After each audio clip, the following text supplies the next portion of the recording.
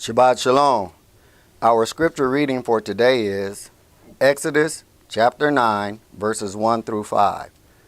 Then Yahweh said unto Moshe, Go in unto Pharaoh, and tell him, Thus says Yahweh Elohim of the Hebrews, Let my people go, that they may serve me.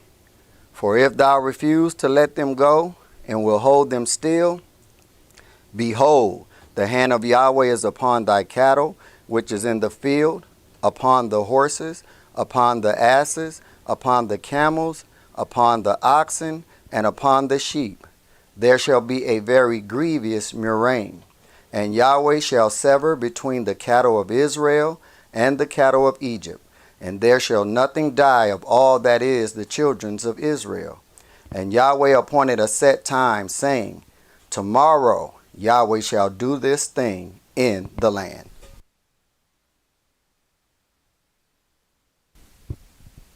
Shabbat Shalom, family. Our selection today, Go Down, Moshe.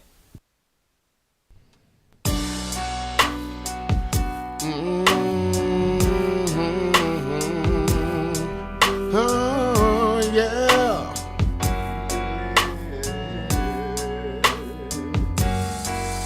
When Israel was in Egypt land, let my people go. Oppressed so hard they could not stand, let my people go. Go down, Moshe. Go down, Moshe. Moshe.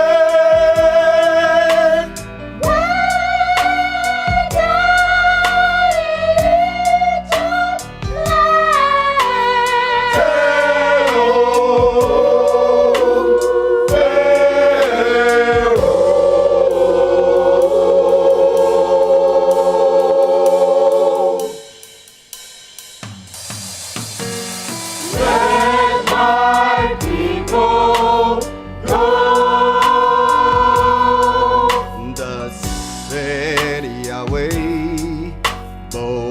Moshe said, Let my people go. If not, I'll smite your firstborn dead. Let my people go.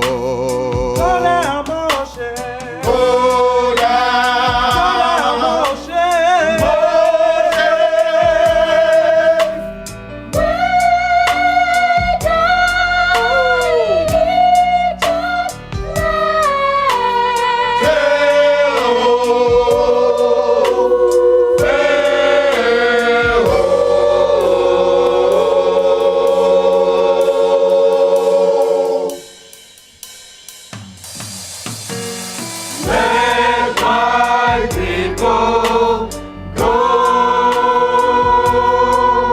No more shall they in bondage talk. Let my people go. Let them come out with Egypt's spoils. Let my people go. Go down, Moshe. Go down, Moshe.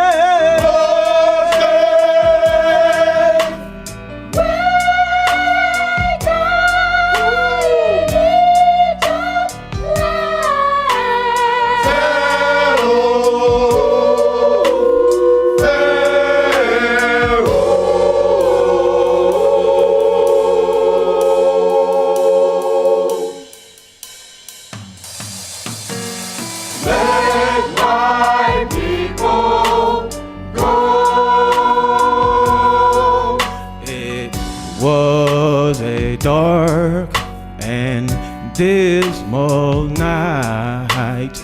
Let my people go. When Moshe led the Israelites, let my people go. Go down, Moshe. Go down. Go down, Moshe. Moshe.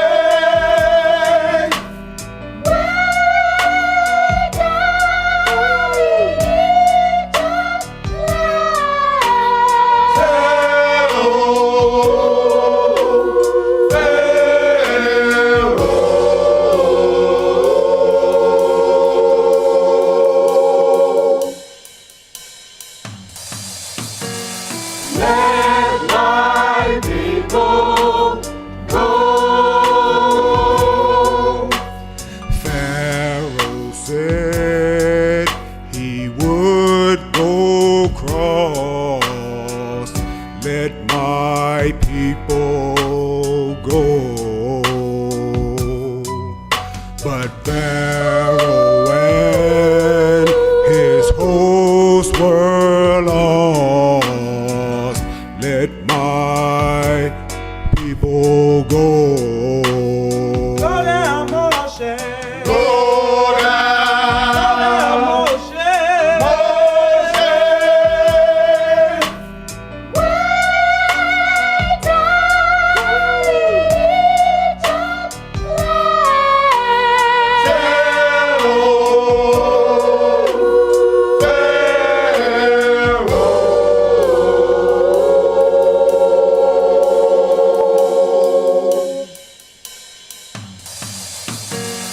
Let my people go.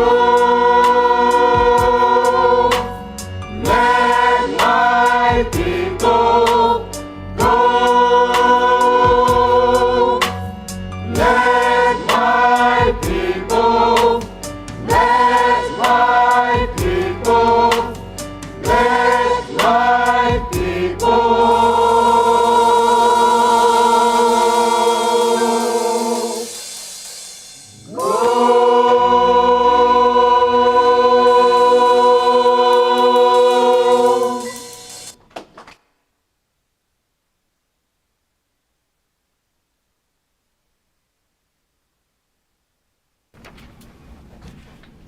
The oracles of the UCI. 1 Peter chapter 4, verses 7 through 11. But the end of all things is at hand. Be you therefore sober and watch unto prayer. And above all things have favorite love among yourselves, for love shall cover the multitude of sins. Use hospitality one to another without grudging. As every man has received the gift, even so minister the same one to another as good stewards of the manifold grace of Elohim. If any man speak, let him speak as the oracles of Elohim. If any man minister, let him do it as of the ability which Elohim gives, that Elohim in all things may be glorified through Yahshua HaMashiach, to whom be praise and dominion forever and ever. Amen. Ephesians chapter 4, verses 29 through chapter 5 and verse 4. Let no corrupt communication proceed out of your mouth, but that which is good to the use of edifying, that it may minister grace unto the hearers. And grieve not the Holy Spirit of Elohim, whereby you're sealed until the day of redemption. Let all bitterness and wrath and anger and clamor and evil speaking be put away from you with all malice. And be you kind one to another, tender-hearted, forgiving one another, even as Elohim for Yahshua's sake has forgiven you. Be you therefore followers of Elohim, as their children, and walk in love, as the Mashiach also have loved us, and has given himself for us an offering and sacrifice to Elohim for a sweet-smelling savor. But fornication, and all uncleanness, or covetousness, let it not be once named among you as become saints. Neither filthiness, nor foolish talking, nor jesting, which are not convenient, but rather giving of thanks. Ecclesiastes chapter 5, verses 1 and 2. Keep your foot when you go to the house of Elohim, and be more ready to hear, than to give the sacrifice of fools, for they consider not that they do evil. Be not rash with your mouth, and let not your heart be hasty to utter anything before Elohim. For Elohim is in heaven, and you up on earth. Therefore, let your words be few. Exodus chapter 23, verses 20 and 21. Behold, I send an angel before you to keep you in the way and to bring you into the place which I have prepared. Beware of him and obey his voice. Provoke him not, for he will not pardon your transgressions, for my name is in him. Revelations chapter 3, verses 20 through 22. Behold, I stand at the door and knock. If any man hear my voice and open the door, I will come into him and will sup with him and he with me. To him that overcomes will I grant to sit with me in my throne, even as I have also overcame and am sat down with my Father in his throne. He that has an ear, let him hear what the Spirit says unto the churches. All right, Shabbat Shalom, Shabbat Shalom. which is peace on Yahweh's holy Sabbath day. Welcome to another holy convocation that Yahweh has enjoined unto us here in Stone Mountain, Georgia. You know, if you look at today's calendar, it says today is the day of the fools. So they said today is April Fool's Day. So you know, what we have to realize is the West has a real thing about them to rewrite history, which really affects your present. So all of the people who kept New Year in April and who kept these holy days, they begin to celebrate the mocking of us to the point where you can go on the calendar and look at their mocking of us. And the whole time that they're the fools. Chinese New Year is like in March. Everybody understands that there's nothing beginning in January.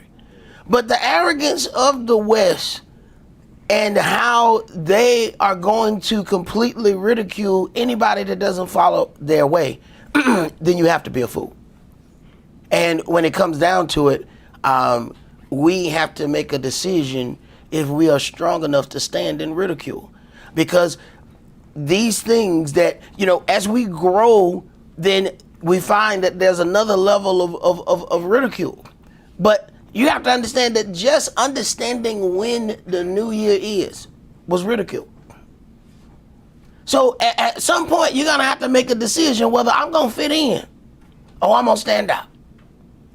Because as something as simple as this, we've gone through our reading. We understand how Yahweh set forth his calendar system, how it takes the sun and the moon for his time. Yet when we go around the people who keep January New Year, some of us still feel some kind of way.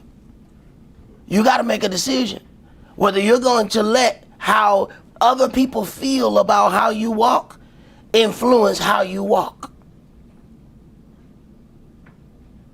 Because we're about to see a lot of things that are going to be brought forth, and we're going to have to make some very, very hard decisions. Now, today's sermon is entitled Betrayal in the Highest. Now, Sunday morning celebrates the resurrection. Passover is not a celebration.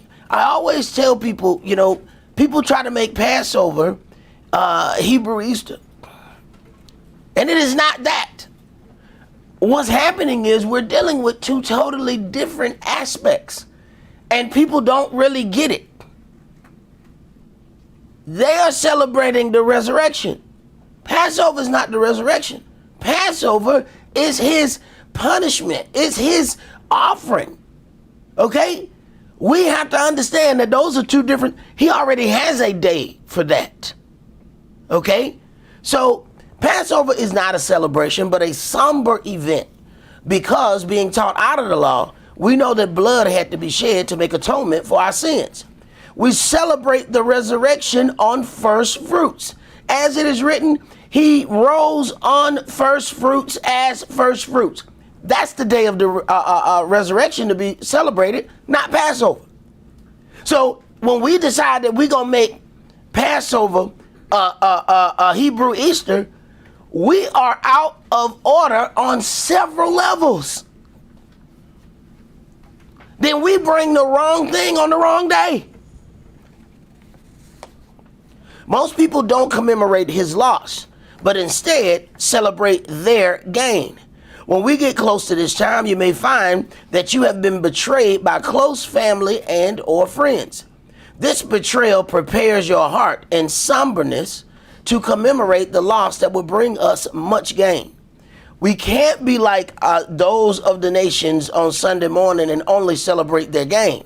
We must commemorate the loss that brought forth the greatest gain of all time. Now, in all great things that we desire to accomplish in our lives and the elaborate gatherings that we put together to celebrate the knowledge that we have in Him, do we ever take a minute to consider how our Elohim feels? How does He feel about the betrayal that He has endured? Have you ever wondered how it feels to create a man and have him turn on you? Have you ever wondered how it feels to create angels and give them charges, only to watch one of the closest angels to you lead a revolt against you?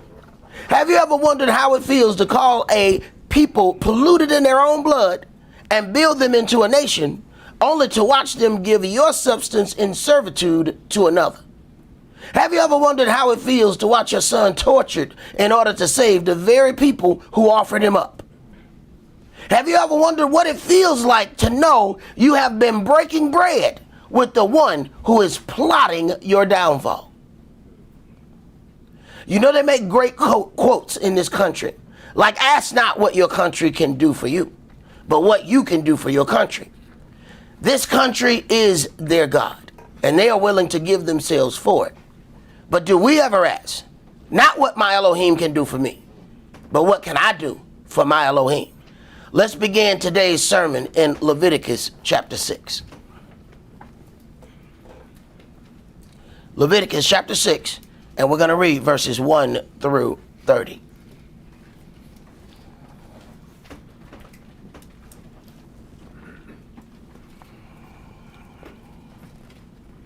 Verse 1. And Yahweh spake unto Moshe, saying, If a soul sin and commit a trespass against Yahweh, and lie unto his neighbor in that which was delivered him to keep, or in fellowship, or in a thing taken away by violence, or has deceived his neighbor. Doesn't matter how he deceived his neighbor, or has deceived his neighbor. See, a lot of times we look in the law to find something that has been committed, and we want to find the exact thing written in the law. Deception is deception.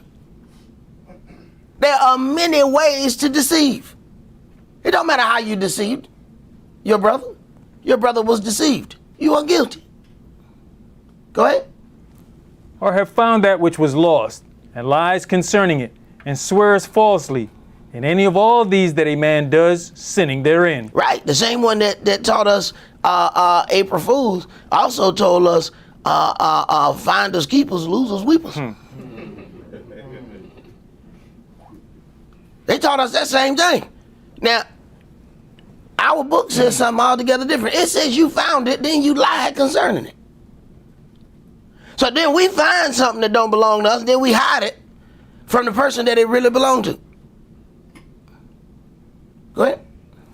Then it shall be, because he has sinned and is guilty, that he shall restore that which he took violently away, or the thing which he has deceitfully gotten, or that which was delivered him to keep, or the lost thing which he found. He covers every aspect of this betrayal.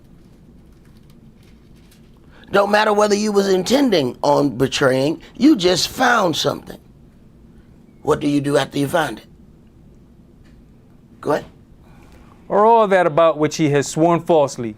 He shall even restore it in the principal, and shall add the fifth part more thereto. Right. You don't get to just replace what you deceitfully gotten. You don't get to just replace what you stole. You don't get to just replace what you lied about. You got to add to that. This is why the nations don't want to pay us reparations. Because they can't just give us back what they took. The stuff that we lost, you can't get back. But they got to add the fifth part to that. Go ahead. And give it unto him to whom it appertaineth in the day of his trespass offering. And he shall bring his trespass offering unto Yahweh, a ram without blemish out of the flock, with your estimation for a trespass offering unto the priest. And the priest shall make an atonement for him before Yahweh, and it shall be forgiven him for anything of all that he has done in trespassing therein. And Yahweh spake unto Moshe, saying, Command Aaron and his sons, saying, This is the law of the burnt offering. It is the burnt offering because of the burning upon the altar all night unto the morning, and the fire of the altar shall be burning in it. And the priest shall put on his linen garment, and his linen breeches shall he put upon his flesh, and take up the ashes which the fire has consumed with the burnt offering on the altar, and he shall put them beside the altar. And he shall put off his garments, and put on other garments, and carry forth the ashes without the camp onto a clean place. Right. After you do something, and he has taken part of this holy event, his clothes are sanctified. He got to take those clothes off before he go do regular things. Go ahead. And the fire upon the altar shall be burning in it. It shall not be put out. And the priest shall burn wood on it every morning, and lay the burnt offering in order upon it. And he shall burn thereon the fat of the peace offerings. The fire shall ever be burning upon the altar. It shall never go out. You know, well, one of the things that we read in the New Testament about how they took parts of Saul's clothing and they made little prayer cloths and all of these things, and people were getting healed by these things. Folks saw this and saw an opportunity for them to make money. So they started selling prayer cloths. Some of the richest televangelists in this land sold miracle spring water and holy fabric. They saw an opportunity when they went past that. They didn't understand where it came from. That's why I told them to take this off.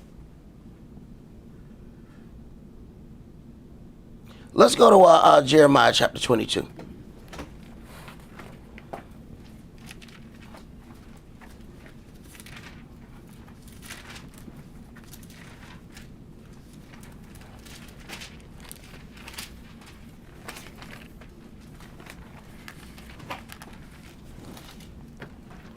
When I first started, going through things during, the time of the holy days, I just always put it on, okay, Lucifer is attacking us when it come down to us keeping the things that are important unto Yahweh, which, there's a part in that. But then when you understand the difference between Passover and other people's Resurrection Sunday, they're two totally different events. We're not celebrating the same thing. First fruits is his resurrection. This is a somber situation that we're talking about. We're talking about a sinless being shedding blood to make atonement for our sins.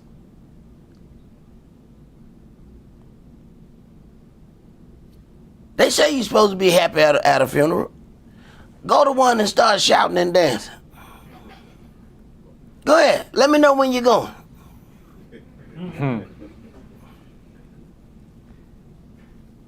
Jeremiah chapter 22. And let's start that at verse 11. For thus says Yahweh touching Shallum the son of Josiah, king of Yehuda, which reigned instead of Josiah his father, which went forth out of this place. He shall not return thither any more, but he shall die in the place whither they have led him captive, and shall see this land no more. Woe unto him that builds his house by unrighteousness, and his chambers by wrong, that uses his neighbor's service without wages, and gives him not for his work. Right. And we have, of course, built this entire place free of charge. But the woe that was pronounced on individuals who operate this way won't be lifted. That woe is coming. Because we don't get the woe right after we perform the act, we think that we've gotten away with it. But you have to understand, we're dealing with an Elohim who's never going to run out of time. So he ain't got to get you today. He ain't got to get you tomorrow. Go ahead. That says, I will build me a wide house and large chambers, and cut him out windows, and it is sealed with cedar and painted with vermilion. Shall you reign because you clothe yourself in cedar? Did not your father eat and drink and do judgment and justice, and then it was well with him? He judged the cause of the poor and needy, then it was well with him. Was not this to know me, says Yahweh? But your eyes and your heart are not but for your covetousness, and for to shed innocent blood, and for oppression, and for violence to do it.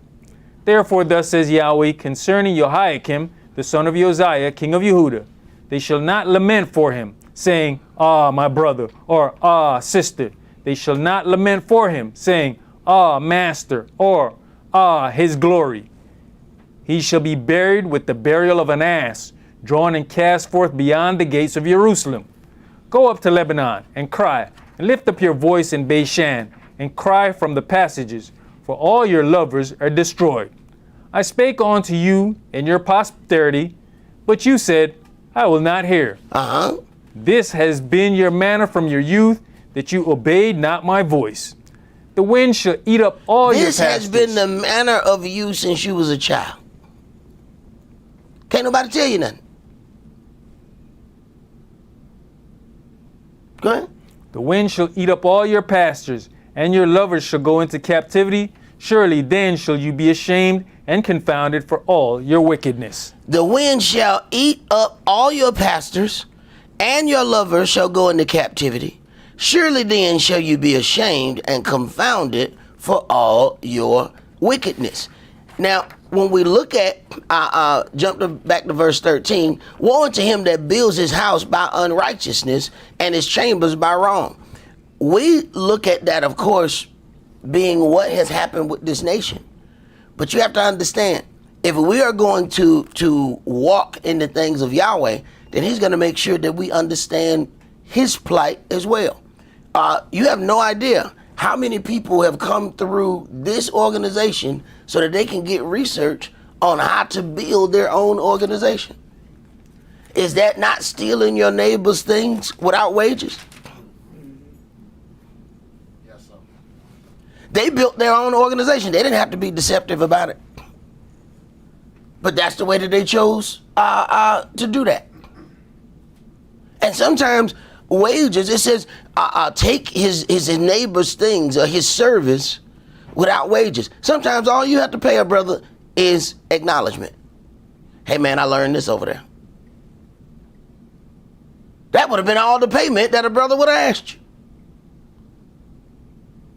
We don't consider, we look at this. It is important that when we see the word, that you see it in a multifaceted way, that you just don't see it. That's why a lot of the things are written the way that they're written, because we will take it and only apply it to that one situation. So we will say, if the person take a physical thing. Wait a minute, man, they have things at a job that they call intellectual property. They had you sign, go get a job at corporate America. You signing that piece of paper about intellectual property. It ain't that, half the time it ain't nothing you can hold. It ain't nothing you can put in your hand. But take it somewhere and they're going to sue you. Give somebody that idea, you're going to be in court. Let's go to Ezekiel chapter 28. Brother, in that same token, you got to even look at Yahshua. Whenever they would ask him something, he would say, what did Moshe say? Because this is where you learned it from. You learned it from the writings of Moshe. So let's give credit where credit is due. But people don't do that. People tell you, my pastor said. Your pastor didn't say that? Your pastor didn't say that? Your pastor said what Yahshua said, what Moses said. How you ever now all of a sudden it's attributed to your pastor? How he get to be some great one? Oh, he went to college. So he didn't just take a man's word. They took a man's word who took a man's word. The difference is when Yahshua took it, he gave credit where it came from. He didn't try to act like it was his law. He didn't try to act like he said it.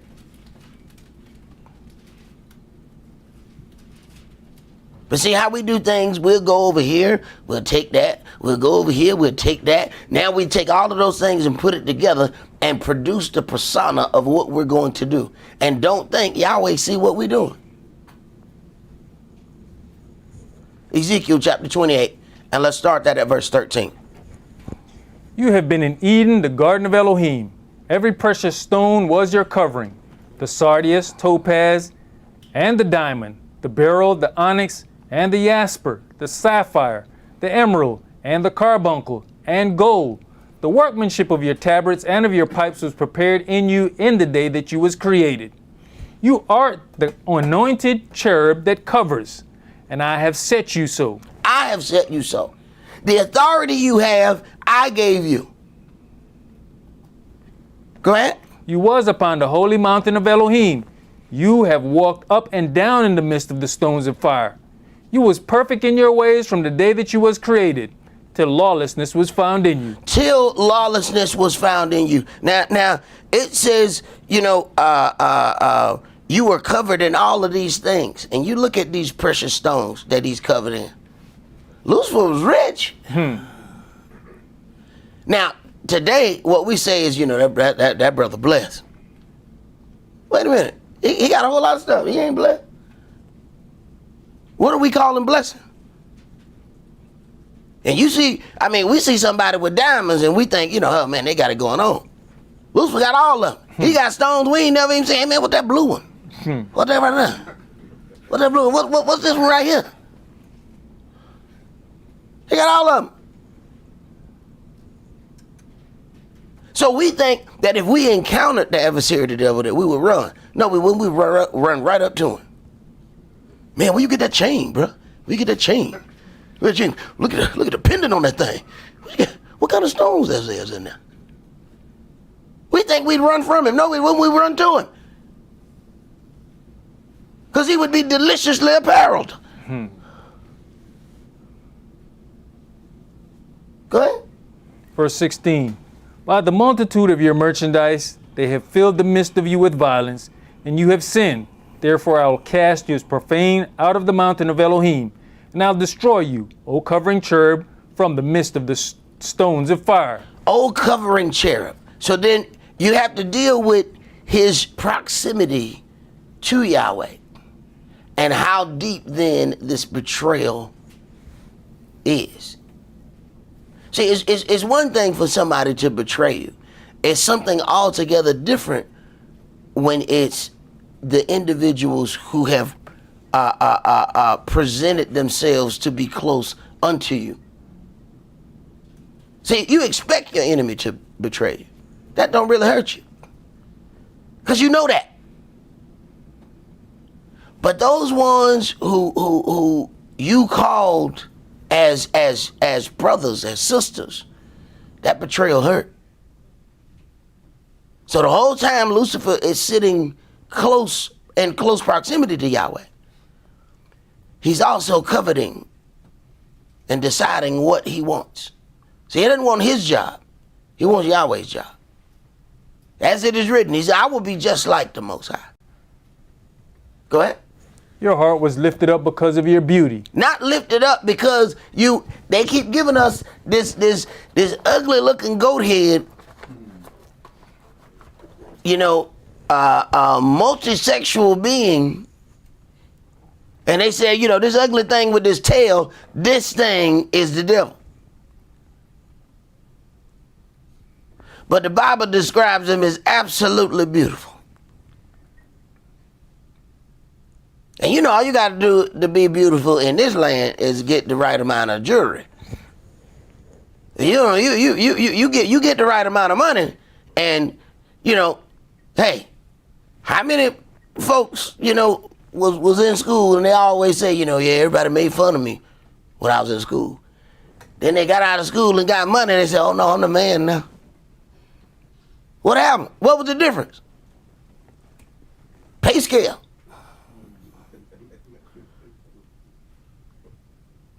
Yeah, I looked all right in school. But I looked amazing once I graduated. Boy.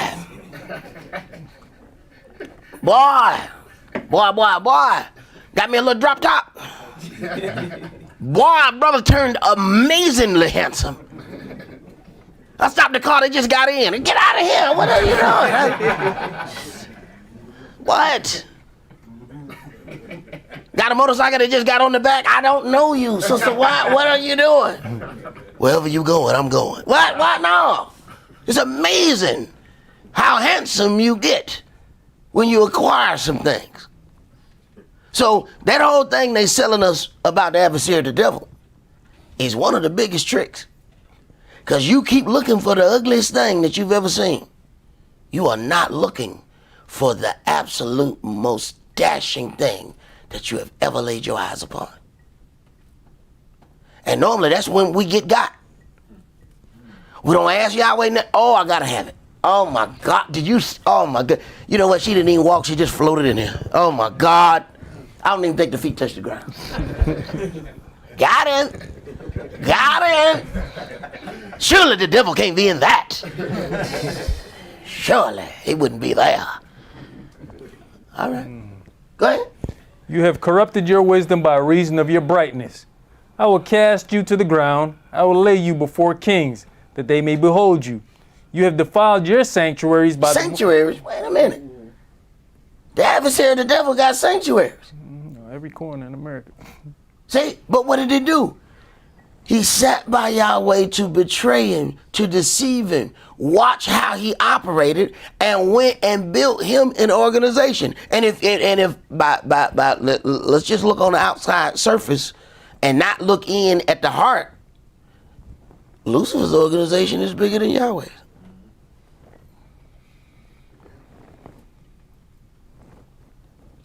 He got a house on every corner. Sometimes they fighting for the corner. Go ahead. You have defiled your sanctuaries by the multitude of your lawlessness, by the lawlessness of your traffic. Therefore will I bring forth a fire from the midst of you. It shall devour you, and I'll bring you to ashes upon the earth in the sight of all them that behold you. All they that know you among the people shall be astonished at you. You shall be a terror, and never shall you be any more. Now let's go to Revelation chapter 12.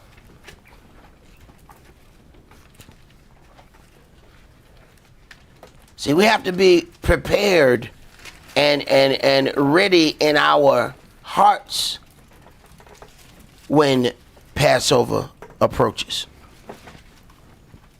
But to do that, that means we need to understand how we got here. We have to understand the even before the sacrifice. We have to understand how things got to be.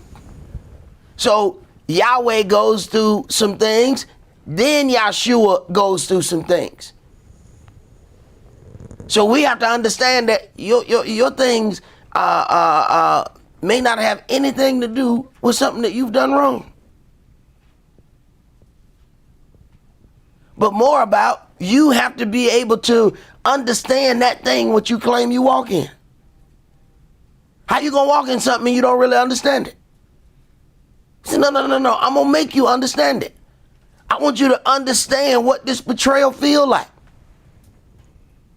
So when you present yourself at the altar, then you understand, oh, this little stuff I done went through is just a drop in the bucket compared to what you've gone through. But now we have a like-minded heart and spirit about that same situation now. This is why they put together Hollywood productions, so that they can get you to feel the way about a subject that they do. Well, here's Yahweh's production. At the end, we're going to see if you feel the way he feels. Revelation chapter 12, and let's start that at verse 1.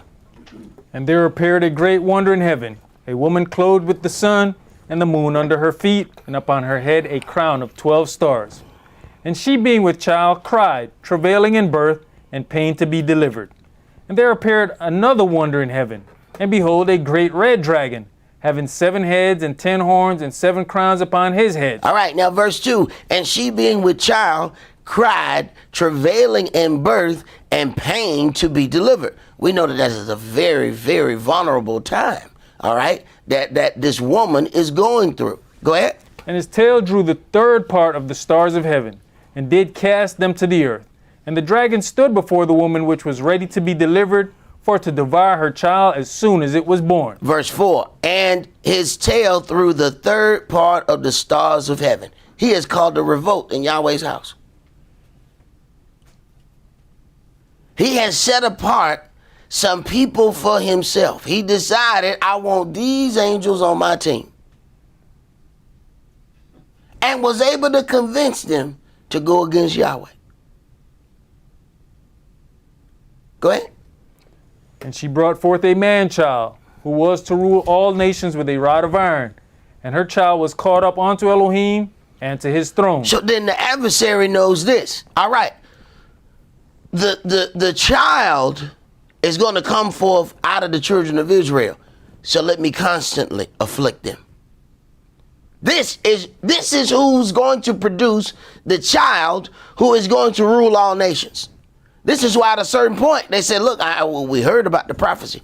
Kill every kid that's around this age. Kill all of them. If it's a male, kill it. But then you find the same thing that was happening during Yahshua time was also happening during Moshe's time. Kill all the males. Now, why he make them go through the same thing? Then when Yahshua speaks, he refers back to Moshe. He said, no. You're going to lead my people. You got to understand a certain amount of pain.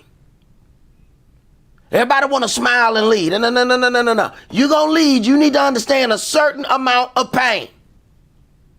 I need you to feel me. We need to be on one accord. We need to be able to see eye to eye. Go ahead. You know, brother, when I look at verse 4, it says, and his tail drew a third part of the stars of heaven. So he's taking 1/3 of the angels. 2/3 of Israel going to get cut off. Hey, hell of a numbering system, man. And you know how powerful you got to be to take 1/3? And you know how we do. When a enormous amount of people start doing something, we automatically justify ourselves by how many people we can get to do the wrong with us, thereby consenting that it must be right. Go ahead. And the woman fled into the wilderness, where she has a place prepared of Elohim, that they should feed her there 1,260 days. And there was war in heaven. Michael and his angels fought against the dragon, and the dragon fought and his angels, and prevailed not, neither was their place found any more in heaven. And the great dragon was cast out, that old serpent, called the devil and Satan, which deceives the whole world. He was cast out into the earth, and his angels were cast out with him. And I heard a loud voice saying in heaven, now is come salvation, and strength, and the kingdom of our Elohim, and the power of his anointed one. For the accuser of our brethren is cast down, which accused them before our Elohim day and night. Okay, you got to just pause there for a second. You can understand why Yahweh want to throw him out of heaven. You ever see somebody just constantly come to you? You know what, I seen what Kish did yesterday. You want to talk about it? You know, I was walking down the hall. I saw Yonah. I said, oh my goodness, what you got in that cup? So, man, this all you do all day? Then what you do all day is go around and look at everybody so you can come back and give me a report of what bad you think they doing. How long do you want to hear that? Every day, day and night. Not just every day, every night. But it shows his disdain for this creation. See, here is that thing. That he understands the creation of what he is. What he does not like is another level of creation. As it is written, why are you even mindful of man? This thing that you created, it don't do nothing you tell it to do. Why you care about this thing? And maybe he believes if he gets rid of us, that it will rekindle his relationship with Yahweh. Go ahead. And they overcame him by the blood of the Lamb and by the word of their testimony, and they loved not their lives unto the death. Therefore rejoice, you heavens, and you that dwell in them. Woe to the inhabitants of the earth and of the sea, for the devil is come down unto you, having great anger, because he knows that he has but a short time. And when the dragon saw that he was cast onto the earth, he persecuted the woman which brought forth the man-child. Right, all of the people he had been making accusations against all this time. Now, we get his undivided attention. Are we preparing ourselves for the undivided attention of the adversary, the devil? We get slight attention now.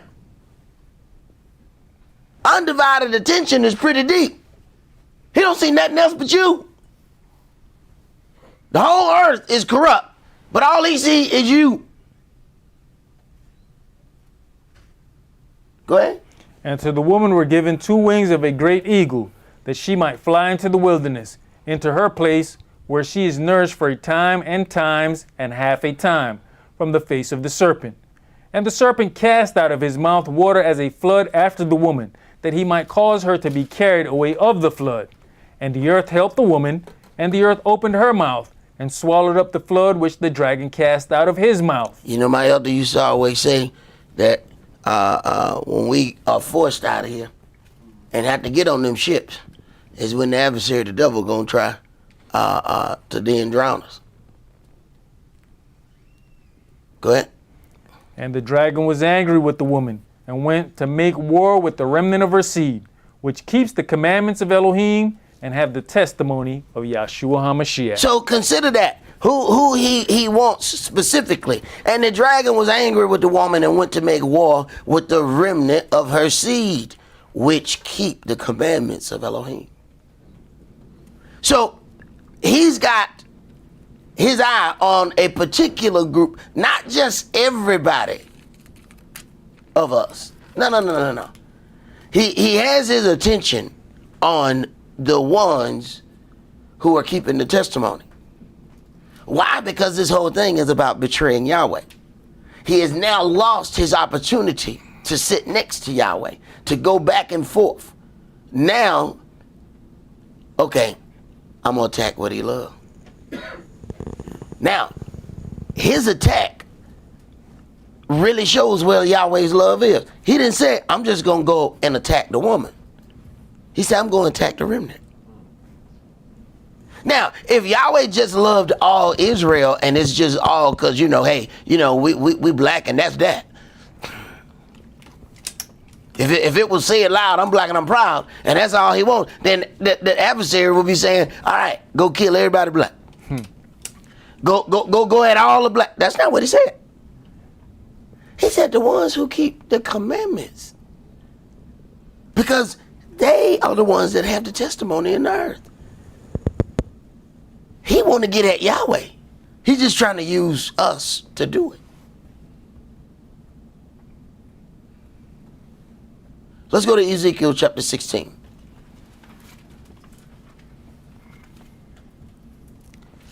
We have to understand where we are in this part of betrayal as well. See, it's easy to look at the other people's betrayal, but you got to look head on with your part of this betrayal as well.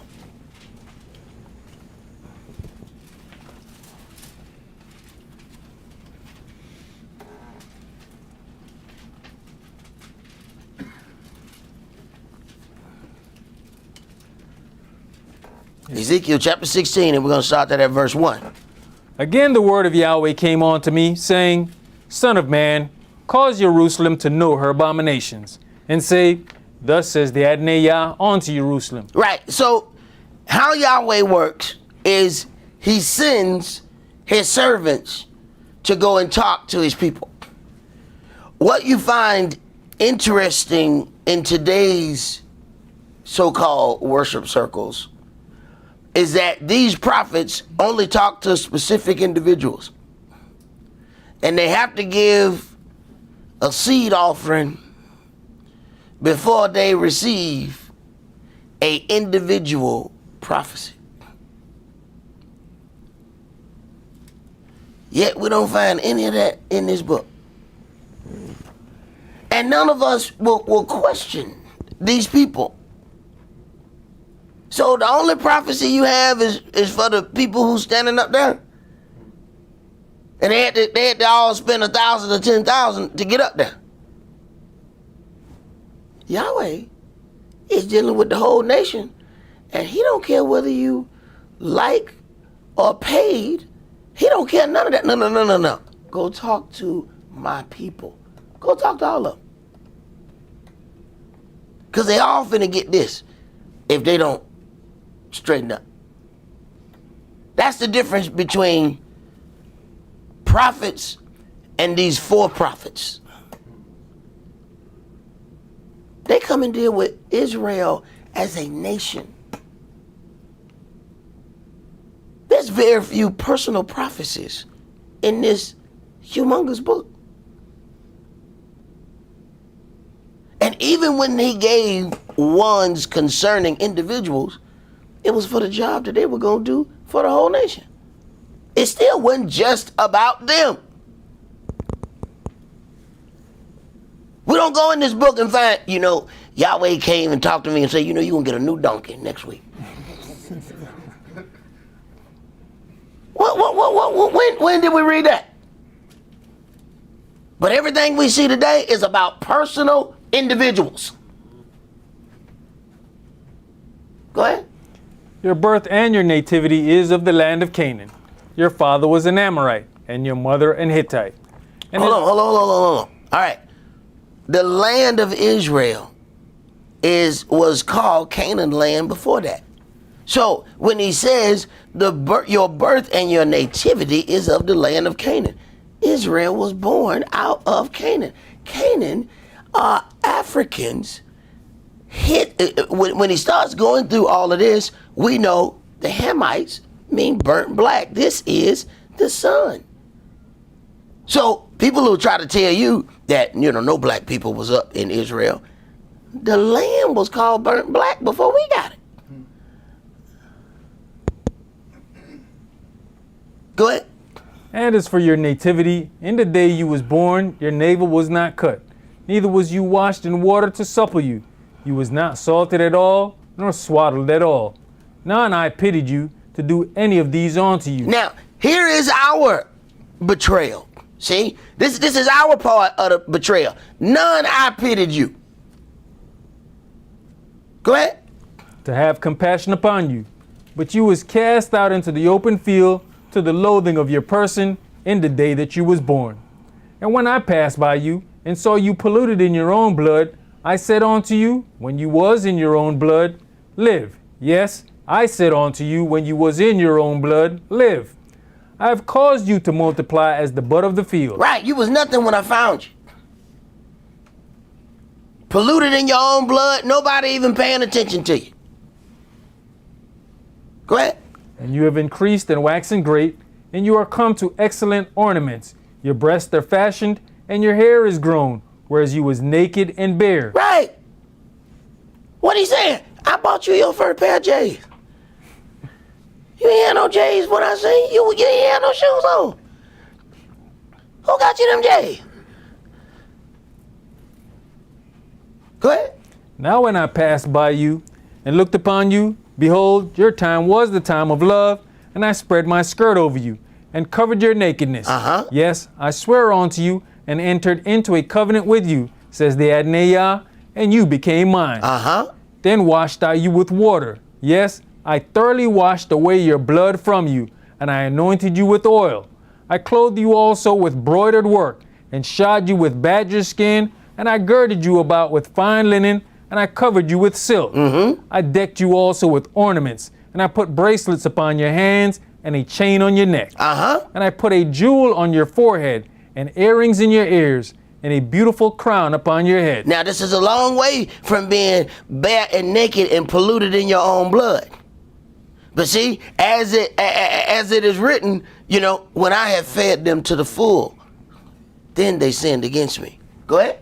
Thus was you decked with gold and silver. Your raiment was of fine linen and silk and broidered work.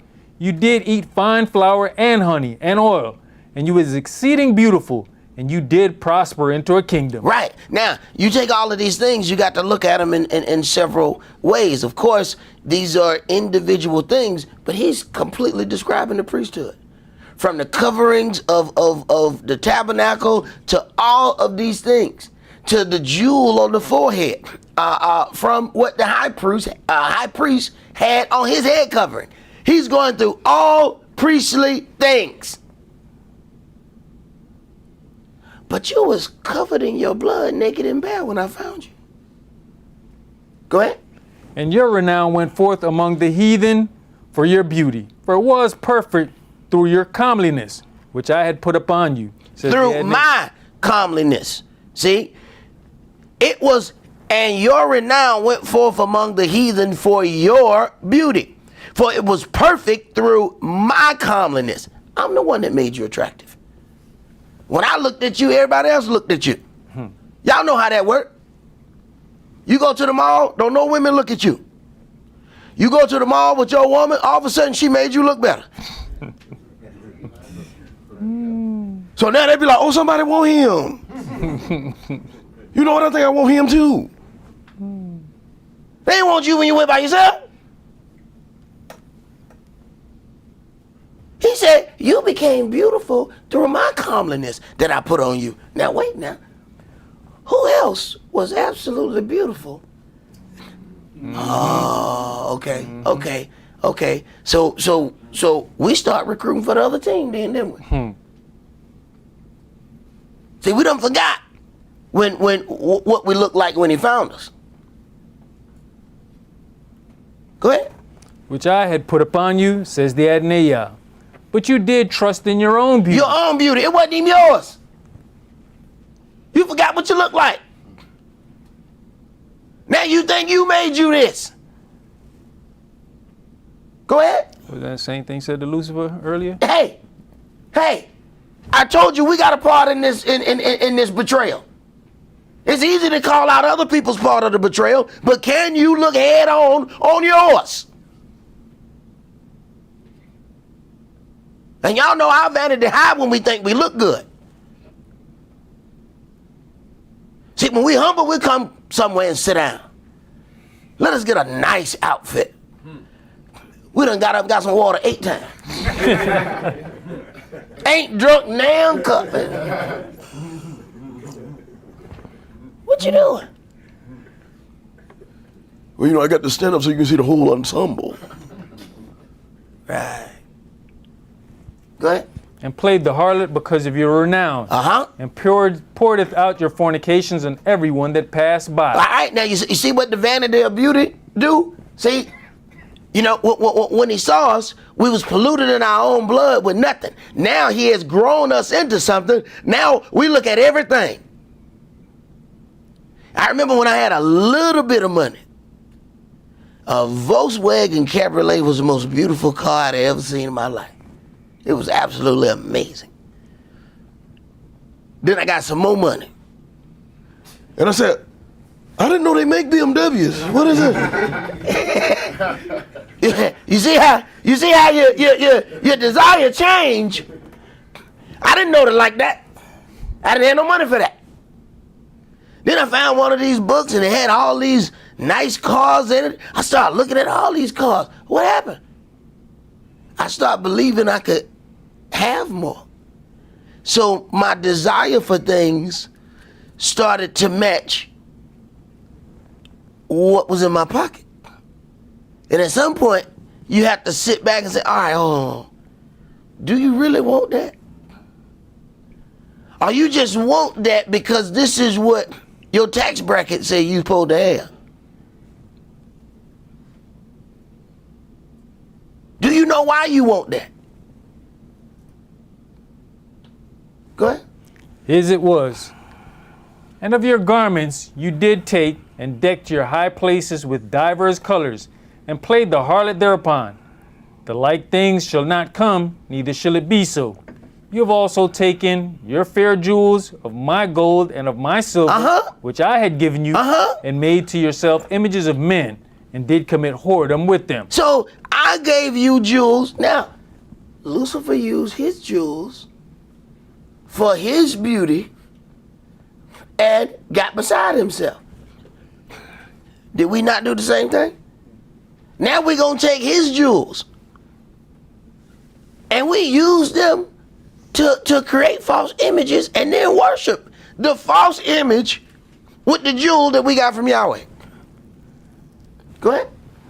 And tooketh your broidered garments and covered them, and you have set mine oil and my incense before them. You covered. I gave you something for beauty. You put something over it. I gave you a light. You put a shade on it. Go ahead. My meat also which I gave you, fine flour and oil and honey, wherewith I fed you. You have even set it before them for a sweet savor. And thus it was, says the Adonai Yah. Moreover, you have taken your sons and your daughters, whom you have borne unto me, and these have you sacrificed unto them to be devoured. Is this of your whoredoms a small matter? That you have slain my children and delivered them to cause them to pass through the fire for them? And in all your abominations and your whoredoms, you have not remembered the days of your youth. Oh, you forgot where you came from. See, once we get something, we forgot how we got there. You done forgot how you had no understanding when you walked in this door. It is amazing how people walk in this door, don't know one thing. 28 days later, they ready to be an online teacher. They ain't been here one full moon cycle. You forgot how you was found. Go ahead. When you was naked and bare, and was polluted in your blood. And it came to pass after all your wickedness, woe, woe, woe unto you, says the Adonai Yah, that you have also built unto you an eminent place, and have made you an high place in every street. You have built your high place at every head of the way, and have made your beauty to be abhorred, and have opened your feet to everyone that passed by, and multiplied your whoredoms. Oh, he's being very graphic. So, if Yahweh wants us to feel his pain, when you read that, what you think he gonna do? He said, you have opened your feet to everybody that passed by. Now, how you think he gonna make you feel what they feel like?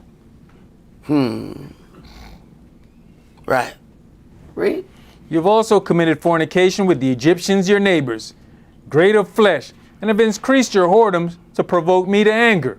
Behold, therefore, I have stretched out my hand over you, and have diminished your ordinary food, and delivered you unto the will of them that hate you, the daughters of the Philistines, which are ashamed of your lewd way.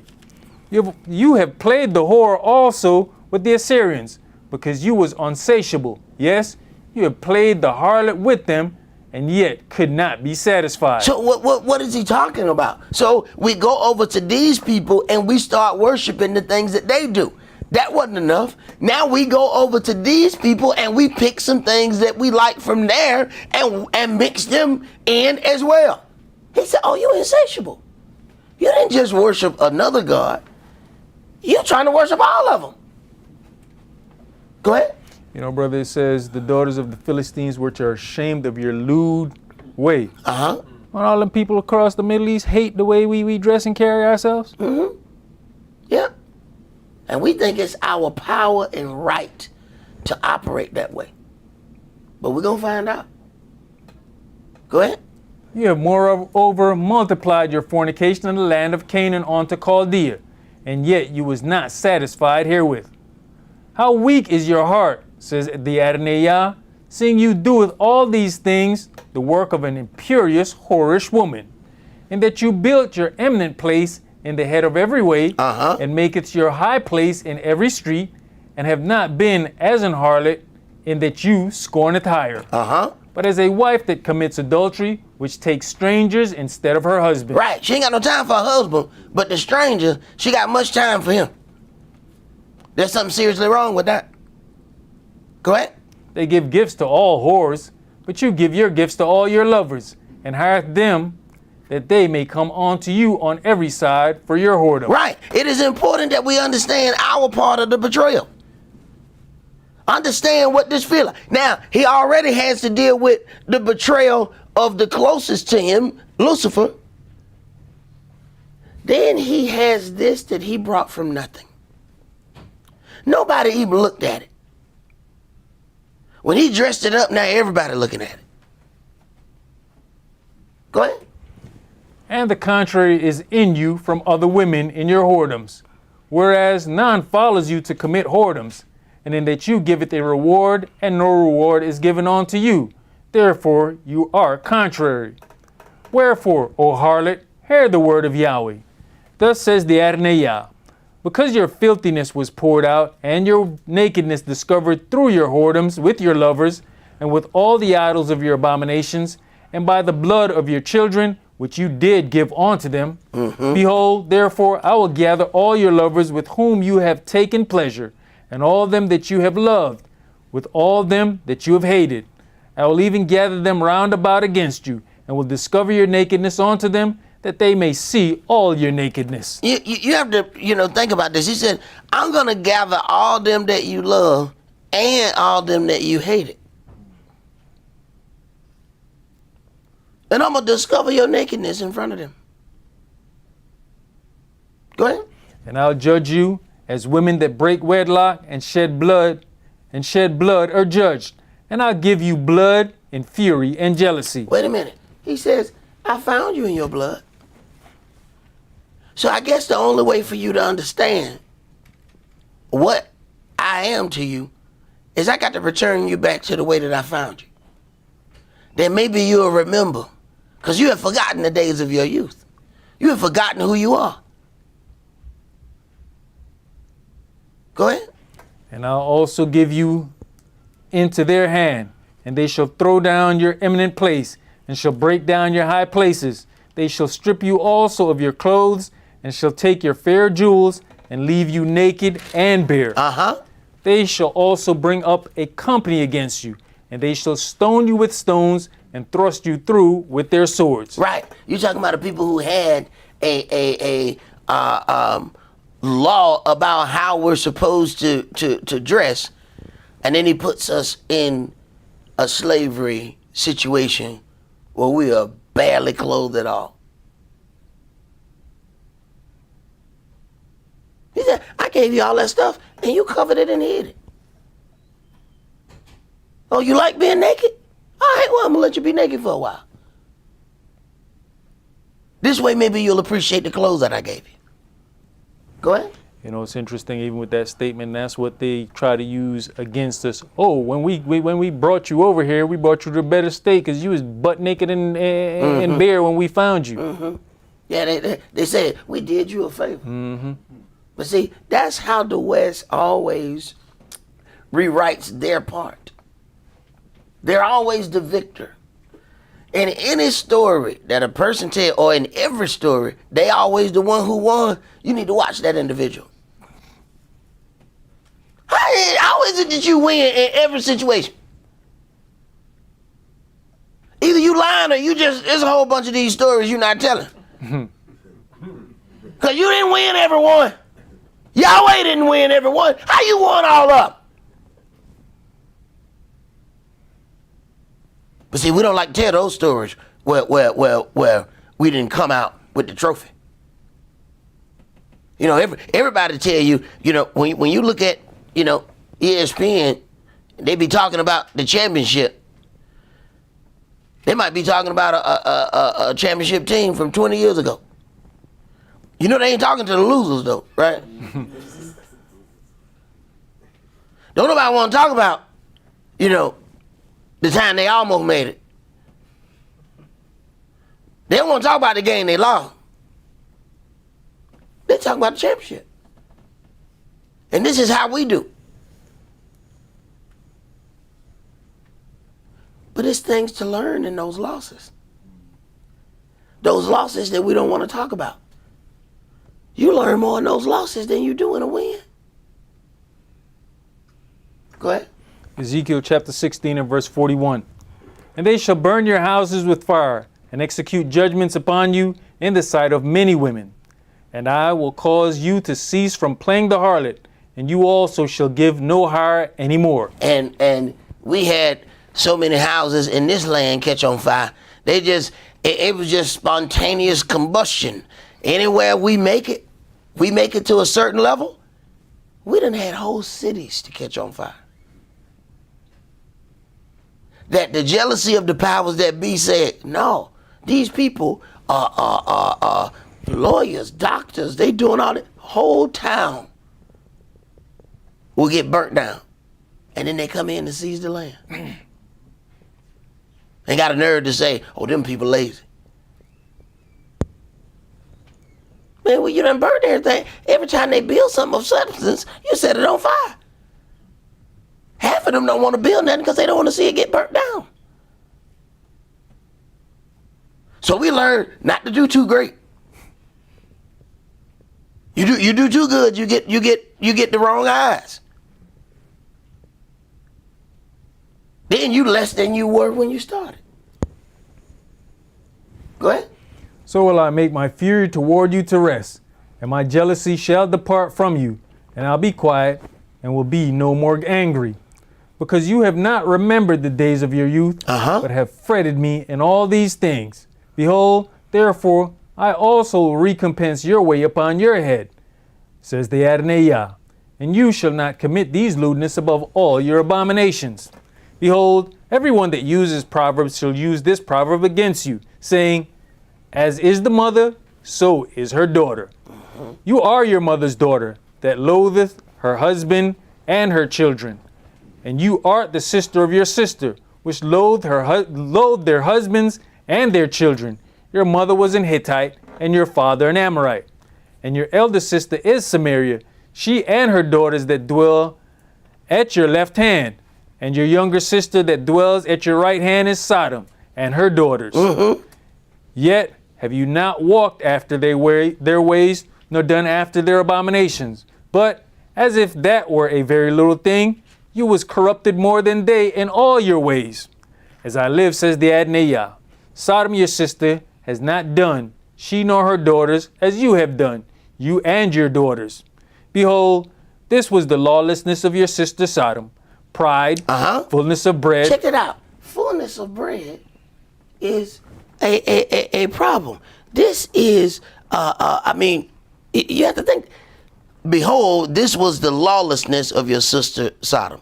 Pride, fullness of bread. Moshe said in the beginning, when I have fed you to the full, then y'all gonna rebel. And we keep wondering, what is a fast about? Fullness of bread gives you pride. Go ahead. And abundance of idleness was in her and in her daughters. And full of bread and full of idleness. Too much time on your hands. Oh my God. There's some trouble going down. Because if you got a fullness of bread, you ain't got to spend your time working.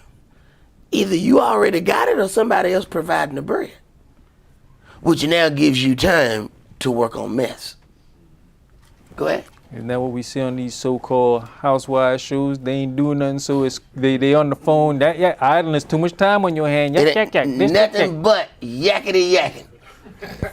Ain't nobody cook nothing. Ain't nobody clean nothing. Everybody going on trips. And we want to be just like them. You look up, and now the friend is over the other friend's house. What the hell you over here for?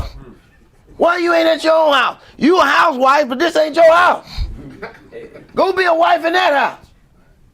Why y'all always together? We having a girls' trip. What? And we don't even think that that's foul. So you leaving your family to go party with your friends? Out of the country? That seem righteous to you? But you see, we want to do it. Why? Because we done seen it on TV. I want to do that girls' trip that they do. Oh, yeah?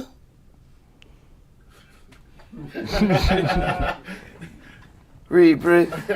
and in her daughters, neither did she strengthen the hand of the poor and needy. And they were haughty and committed abomination before me. Therefore I took them away as I saw good. Neither has Samaria committed half your sins, but you have multiplied your abominations more than they, and have justified your sisters in all your abominations which you have done. You also, which has judged your sister, bear your own shame for your sins that you have committed more abominable than they.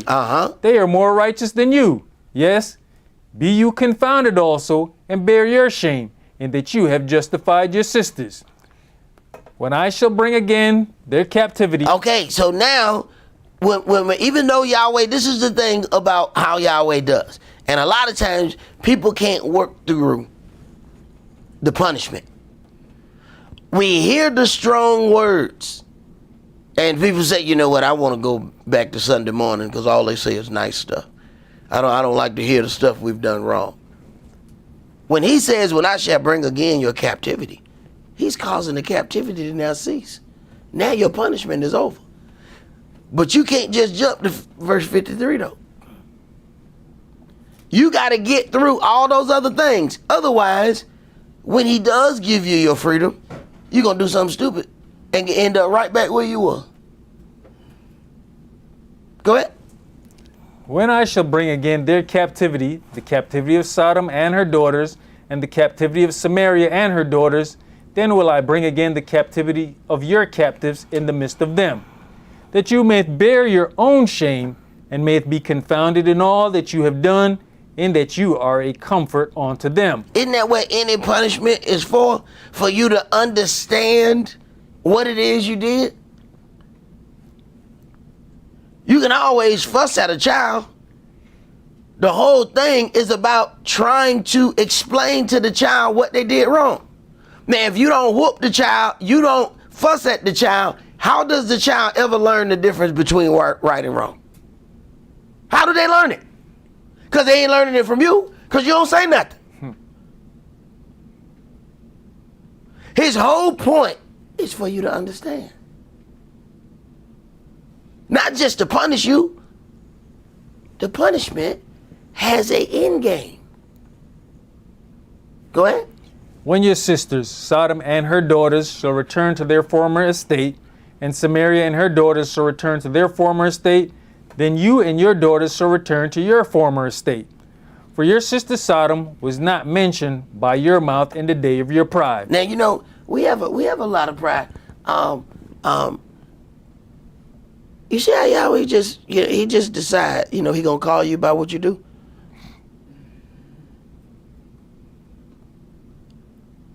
For a quite long time in here, we ain't been Israel in this writing. He done stopped calling us Israel when he get mad. Come here, Sodom. Now let us get called like that. Who you talking to? Sodom, come here and get your sister Gomorrah. Come on over here. What? I'm gonna call you how you act.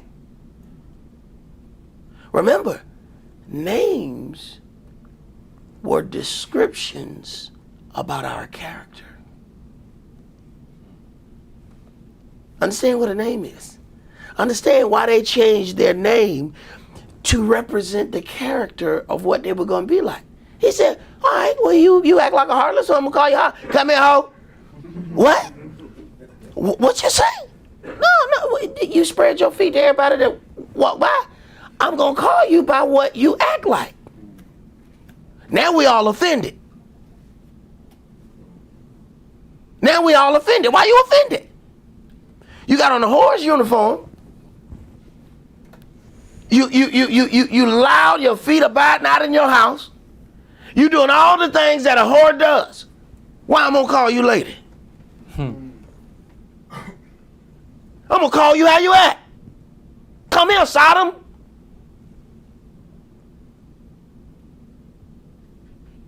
Now we'll get mad if that happened to us on the street. Well, Yahweh did it to you. Well, let me see y'all get him. Go ahead.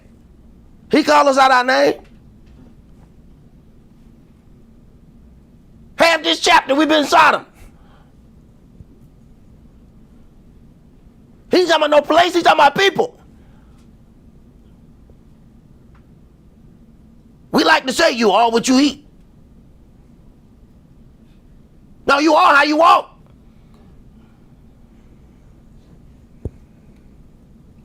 What the book said? Not what goes in a man defiles him, but what comes out of his mouth. How would it come out your mouth if it ain't in your heart?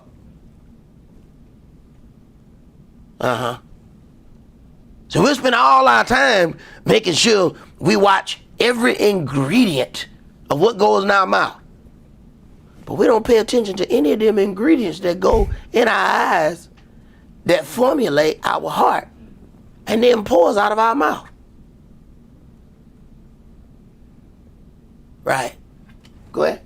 Before your wickedness was discovered, as at the time of your reproach of the daughters of Syria, and all that are round about her, the daughters of the Philistines, which despise you round about. You have borne your lewdness and your abominations, says Yahweh. For thus says the Adonai Yah, I will even deal with you as you have done, which has despised the oath in breaking the covenant. For thus says Yahweh of Elohim, I will even deal with you as you have done. That's why he called you what he called you. So I call you a lady when you act like one. I respect you when you walk respectable. You can't dress like a harlot and demand respect. You don't respect no harlot. A harlot don't want respect. She want money. She didn't go out there to get respect. What you out here for? Respect. No, you're not. She out there for money. So how she carries herself determines the respect she receives. Go ahead. Nevertheless, I will remember my covenant with you in the days of your youth, and I'll establish unto you an everlasting covenant. Right. Yahweh said, look, this is our part of our problem. We don't remember our past. Yahweh said, look, I know your past wasn't good. I'm willing to wipe your past away. Just make your present good. You ain't got to lie to me about where you been and where you're doing. Look, I know every last one of your ex-lovers. You ain't got to lie to me. Just what you're going to be today and tomorrow. I ain't concerned about what you was yesterday. Go ahead. Then you shall remember your ways and be ashamed, when you shall receive your sisters, your elder and your younger, and I'll give them unto you for daughters, but not by your covenant. And I'll establish my covenant with you, and you shall know that I am Yahweh, that you may remember and be confounded, and never open your mouth any more because of your shame, when I am pacified toward you for all that you have done, says the Adonai Yah. So then you're going to humble yourself and learn to keep your mouth closed when all this is done. Interesting. Let's go to Jeremiah chapter 34.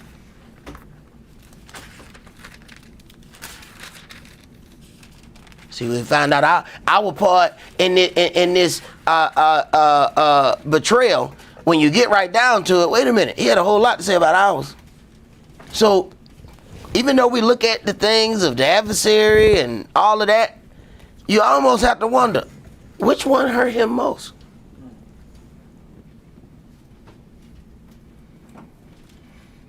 Which one hurt him most?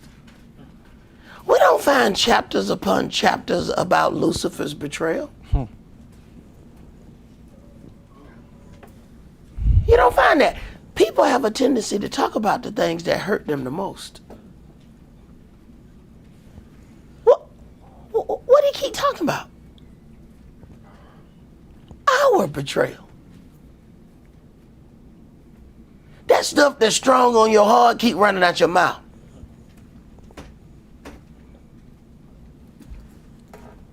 And when you hurt, when you done got your heart broke, hey man, it is the only subject worth talking about. Your team can win the championship. Hey man, we got the new trophy, brother. Look at it. Whoa! Man, if Keisha was here, you know what I'm saying? Man, we'd be holding this thing together, man. Heartbreak he can't even celebrate the championship. Every time his mouth open. He said, all right, man, everybody who win the championship, they get an Escalade. Here go your key. Everybody, whoa! Here you go. Man, if Keisha was here, man, she'd be sitting right now. She'd be right there looking at me, right? I'd be looking at her, she'd be looking at me, and looking at her, and she'd be looking at me, and we'd be riding down the street. Right. He keep talking about this hurt. Do we ever stop to consider how bad we hurt him? If he wasn't hurt, it wouldn't be in here. He keeps sending prophet after prophet. Come on. All right, let me put it in layman's term. Kish, go talk to my girl and see if she want to come back home. What you think you're doing? What you think you're doing? What you think you're doing? He keeps sending somebody. Maybe she'll listen to you.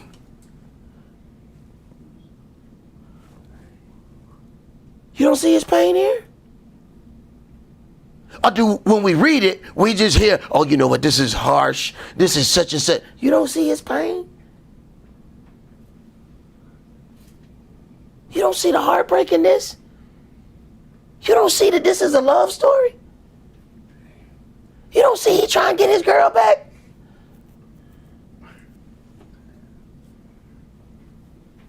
And I know a lot of ladies might have some problem with that, but he said, give me them diamonds back. Come on. What was that orange juice, Jones? Oh, don't go look in that closet. You ain't got nothing in there.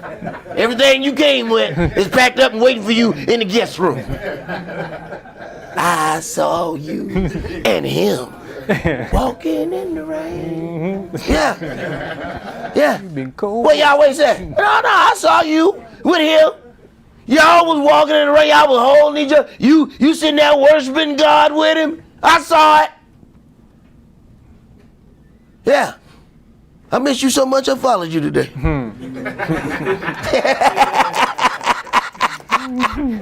Right. And what'd he say? Give me all my stuff. Son, you'll love again. I mean, you're still young. You know.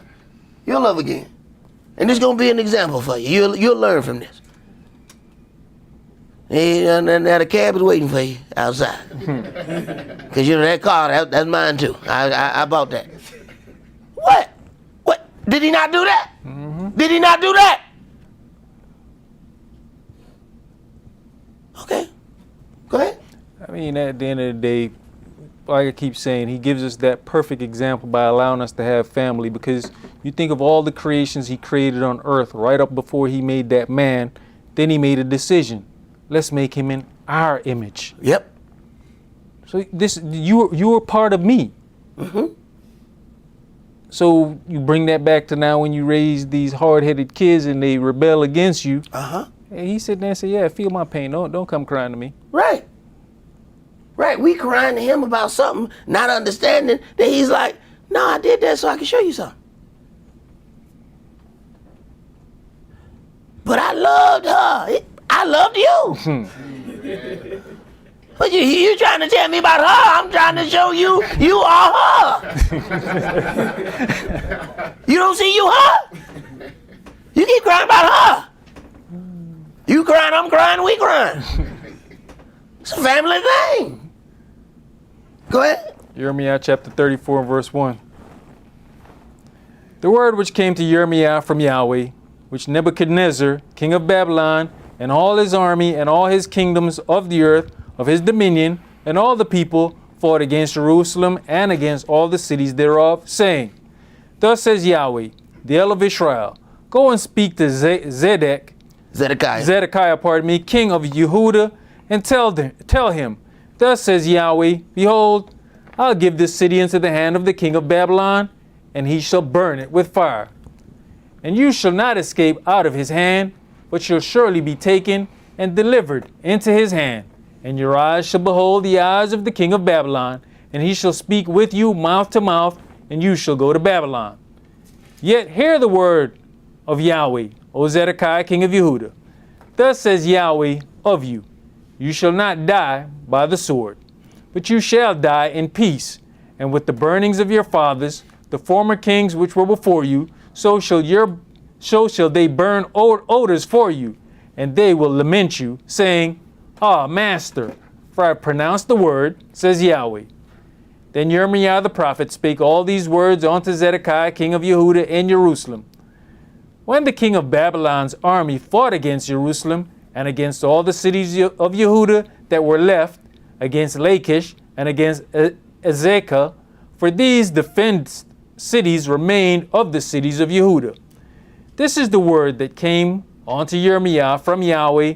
After that, the king Zedekiah had made a covenant with all the people which were at Jerusalem to proclaim liberty unto them, that every man should let his manservant and every man his maidservant, being an Hebrew or an Hebrewess, go free, that none should serve himself of them, to wit, of a Yehudi, his brother. All right. So because somebody has come to him, you know, he has you know, said, all right, we're going to fix this. We're going to do such and such. All right, go ahead. Now when all the princes and all the people which had entered into the covenant heard that everyone should let his manservant and everyone his maidservant go free, that none should serve themselves of them any more, then they obeyed and let them go. But afterward they turned, and caused the servants and the handmaids whom they had let go free to return, and brought them into subjection for servants and for handmaids. All right, so then what's happening then? That means he offered Yahweh lip service. There are certain situations where as soon as we get fussed at, we change. But as soon as he turn around, we change back. Go ahead. Therefore the word of Yahweh came to Yirmiah from Yahweh, saying, Thus says Yahweh, the El of Israel, I made a covenant with your fathers in the day that I brought them forth out of the land of Egypt, out of the house of bondmen, saying, At the end of 7 years let you go every man his brother in Hebrew, which has been sold unto you. And when he has served you 6 years, you shall let him go free from you. But your fathers hearken not unto me, neither incline their ear. Right. So he said, you have oppression going on, and you are oppressing your people. I have given you the directions on how this is supposed to be done. But you know, we making money. What did Laban say? I've learned that holding you here, Yahweh has blessed me.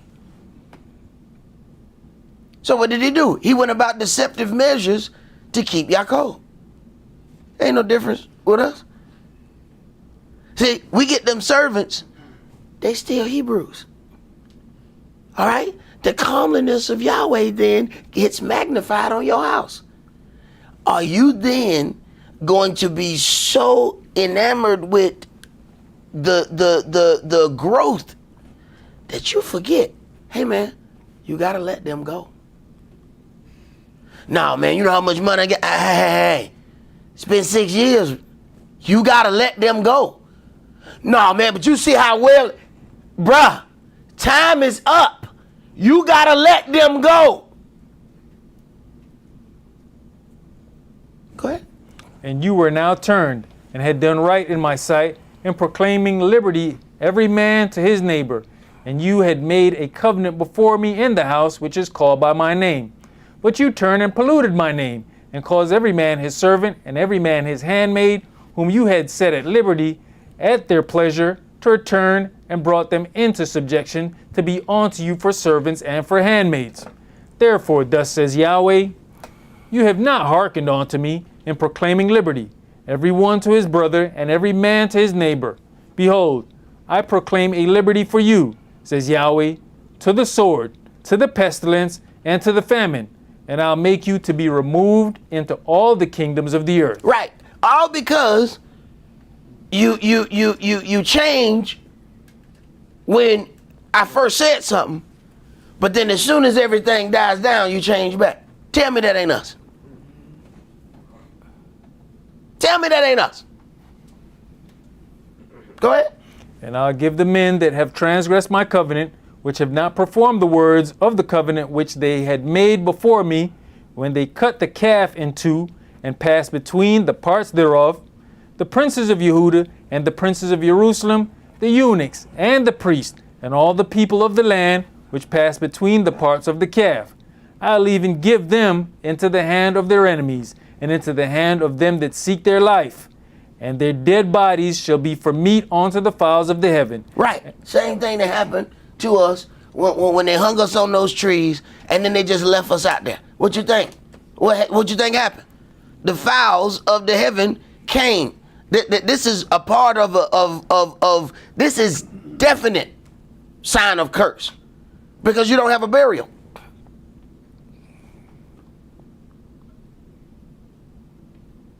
So the same thing that he pronounced upon us then is the same things that happened to us in our present. You refuse to follow me, I'm telling you what I'm going to do. Go ahead. And to the beasts of the earth. And Zedekiah, king of Yehuda, and his princes will I give into the hand of their enemies, and into the hand of them that seek their life, and into the hand of the king of Babylon's army, which are gone up from you. Behold, I will command, says Yahweh, and cause them to return to this city, and they shall fight against it, and take it, and burn it with fire. And I'll make the cities of Yehuda a desolation without an inhabitant. All right. So now let's go into Matthew chapter 26. And let's deal with Yahshua.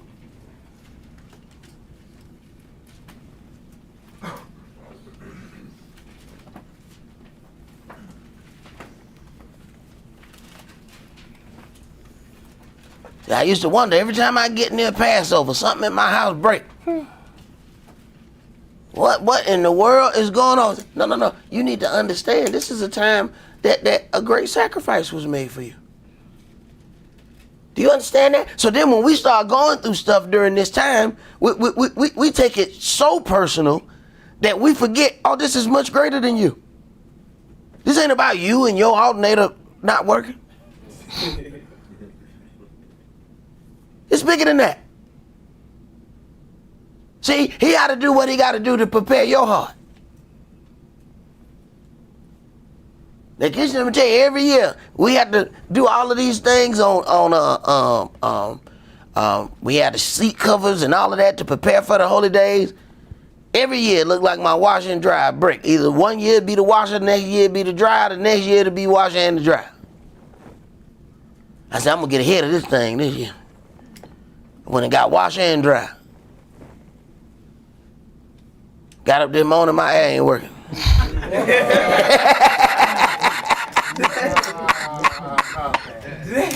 There is more. There is more, but we'll discuss it after class. Yeah. Yeah. Oh, you think you running out of this? Come back here, boy. Go ahead. Matthew chapter 26 and verse 1. And it came to pass, when Yahshua had finished all these sayings, he said unto his disciples, You know that after 2 days is the feast of the Passover, and the Son of Man is betrayed to be crucified. Then assembled together the chief priests and the scribes and the elders of the people unto the palace of the high priest, who was called Caiaphas, and consulted that they might take Yahshua by subtlety and kill him. But they said, Not on the feast day, lest there be an uproar among the people. Right, not on the feast day. See, now we can do murderous things on another day, but not on the feast day. Go ahead. Now when Yahshua was in Bethany, in the house of Simeon the leper, there came unto him a woman having an alabaster box of very precious ointment, and poured it on his head as he sat at meat. But when his disciples saw it, they had indignation, saying, To what purpose is this waste? For this ointment might have been sold for much and given to the poor. Right. Who are you to judge another person's offering? Go ahead. When Yahshua understood it, he said unto them, Why trouble you the woman? For she has wrought a good work upon me. For you have the poor always with you, but me you have not always. For in that she has poured this ointment on my body, she did it for my burial. Verily I say unto you, wheresoever this gospel shall be preached in the whole world, there shall also this, that this woman has done, be told for a memorial of her. Then one of the 12, called Judas Iscariot, went on to the chief priests, and said unto them, What will you give me? And I will deliver him unto you. And they covenanted with him for 30 pieces of silver. And from that time he sought opportunity to betray him. He has covenanted with them. So there's a price put on this thing, and from that time he's looking for a convenient opportunity to run this betrayal. Go ahead. Now the first day of the Feast of Unleavened Bread, the disciples came to Yahshua, saying unto him, Where will you that we prepare for you to eat the Passover? And he said, Go into the city to such a man, and say unto him, The master says, My time is at hand. I will keep the Passover at your house with my disciples. And the disciples did as Yahshua had appointed them, and they made ready the Passover. Now when the even was come, he sat down with the 12, and as they did eat, he said, Verily I say unto you, that one of you shall betray me. And they were exceeding sorrowful, and began every one of them to say unto him, Adonai, is it I? So at the end of the day, he's not telling them who is the betrayer, because it's more about being betrayed than it is about who betrays you.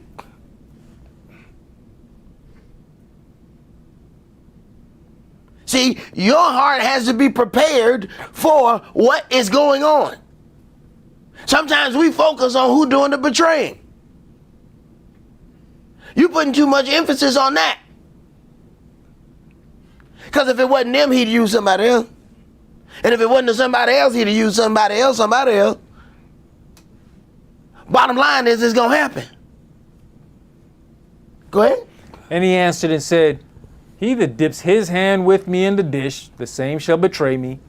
The Son of Man goes as it is written of him, but woe to that man by whom the Son of Man is betrayed.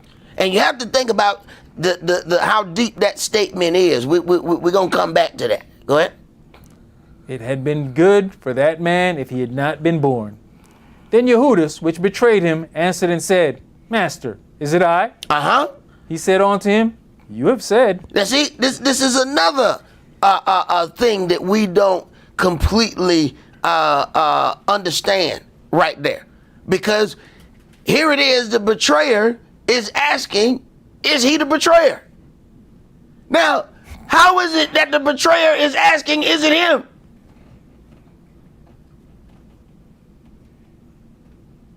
We're going to get to that. Keep going. And as they were eating, Yahshua took bread and blessed it and brake it and gave it to the disciples and said, Take, eat, this is my body. And he took the cup and gave thanks and gave it to them, saying, Drink you all of it, for this is my blood of the New Testament, which is shed for many for the remission of sins. But I say unto you, I will not drink henceforth of this fruit of the vine until that day when I drink it new with you in my Father's kingdom. And when they had sung an hymn, they went out into the Mount of Olives. Then saith Yahshua unto them, All you shall be offended because of me this night. For it is written, I will smite the shepherd, and the sheep of the flock shall be scattered abroad. But after I am risen again, I will go before you into Galilee. Cephas answered and said unto him, Though all men shall be offended because of you, yet will I never be offended. Now, this is the other part of betrayal that is not intentional. Go ahead. Yahshua said unto him, Verily I say unto you, that this night, before the cock crow, you shall deny me 3 times. Check this out. So Yahshua has several levels of things going on. One is going to openly betray me, and you are going to deny me. Matter of fact, all y'all going to deny me. And we can't figure out why we feel some type of way as we are approaching unto this. Do you understand the turmoil that was going on? Not to even think about the original Passover, that there's a destroyer going through the streets destroying. Go ahead. You know, brother, once you get the understanding that once you get your baptism in his name and you partaketh of the blood and the body, you're going to partake of his sufferings. So this is during the time when he suffered, so expect that you're going to go through the suffering. If you and I are one, how can you and I be one and we not go through the same things. And it has to be during the same time. I can't give you this in August. No. I got to reach you in the point so that you understand what I was going through here. See, we have parties and things like that to commemorate other things. You got to understand what we're commemorating. Go ahead. Cephas said unto him, Though I should die with you, yet will I not deny you. Likewise also said all the disciples. Then cometh Yahshua with them unto a place called Gethsemane, and says unto the disciples, Sit you here, while I go and pray yonder. And he took with him Cephas and the 2 sons of Zebedee, and began to be sorrowful and very heavy. Then says he unto them, My soul is exceeding sorrowful, even unto death. Tarry you here, and watch with me. Understand that during this time, your God King High Priest was exceptionally sorrowful before this situation has gone down. How is it that we are supposed to be about this and feel nothing? Go ahead. And he went a little further and fell on his face and prayed, saying, O my Father, if it be possible, let this cup pass from me. Nevertheless, not as I will, but as you will. Are we strong enough to do that? I'm openly telling you what I want. But if it's not your will, don't give it to me. Do we do that? See, because we want what we want. Oh, this is the one I want right here, Yahweh. This one right here. Give me this one right here. No, I want nothing else but this one right here. Yeah, but what if that one gonna cause you a lot of problems? What if that one is going, no, this one I want. You ever ask, now, this is one I want. But if this gonna cause me problems in my walk, keep it. Don't give me this one. Do we ever even pray like that? Or is the whole prayer about what we want? Because remember, Israel asked for a king. He knew a king wasn't good, but they kept asking. He gave it to him. Israel asked for flesh. He knew it wasn't good. All right, you keep asking, he give it to you. Then some of the things happen to us, and then we blame Yahweh. I can't believe you had me, you put me over there. Wait a minute. Did you ask for that? Did you ask for it? Well, I guess I did. Yes, I did. Why are you blaming me for what you asked for? Go ahead. You know, that whole thing is interesting too, though, because you asked for it. You didn't ask how it's going to hinder your walk. Didn't ask none of them things. Right. But then you let it hinder your walk, and Yahweh do something to it or take it away from you. Right. Because you don't realize that you allowed it to become a hindrance. Mm-hmm. How you protect something is by making sure that it doesn't hinder your walk. When you let something hinder your walk, you pretty much signing its death certificate. Yahweh killed this. Or kill you. Yeah. So you're like, okay. I've been wondering why me and you ain't been able to get together, and I see what's happening here. So let me just take this and move it over here. Now let's see if I can rekindle our relationship, because something seems to be getting your attention. If you want to protect that thing, you better make sure that thing don't cause you no problem with the stuff that he got for you. Otherwise, you're giving him no choice.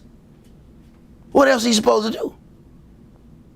You sat that thing in between him and you. And he told you from the get-go, I'm a jealous Elohim. So what you doing? Go ahead. Verse 40. And he cometh on to the disciples and finds them asleep, and says unto Cephas, What? Could you not watch with me 1 hour? Watch and pray that you enter not into temptation. The spirit indeed is willing, but the flesh is weak. He went away again the second time and prayed, saying, O my Father, if this cup may not pass away from me, except I drink it, thy will be done. And he came and found them asleep again, for their eyes were heavy. And he left them, and went away again, and prayed the third time, saying the same words.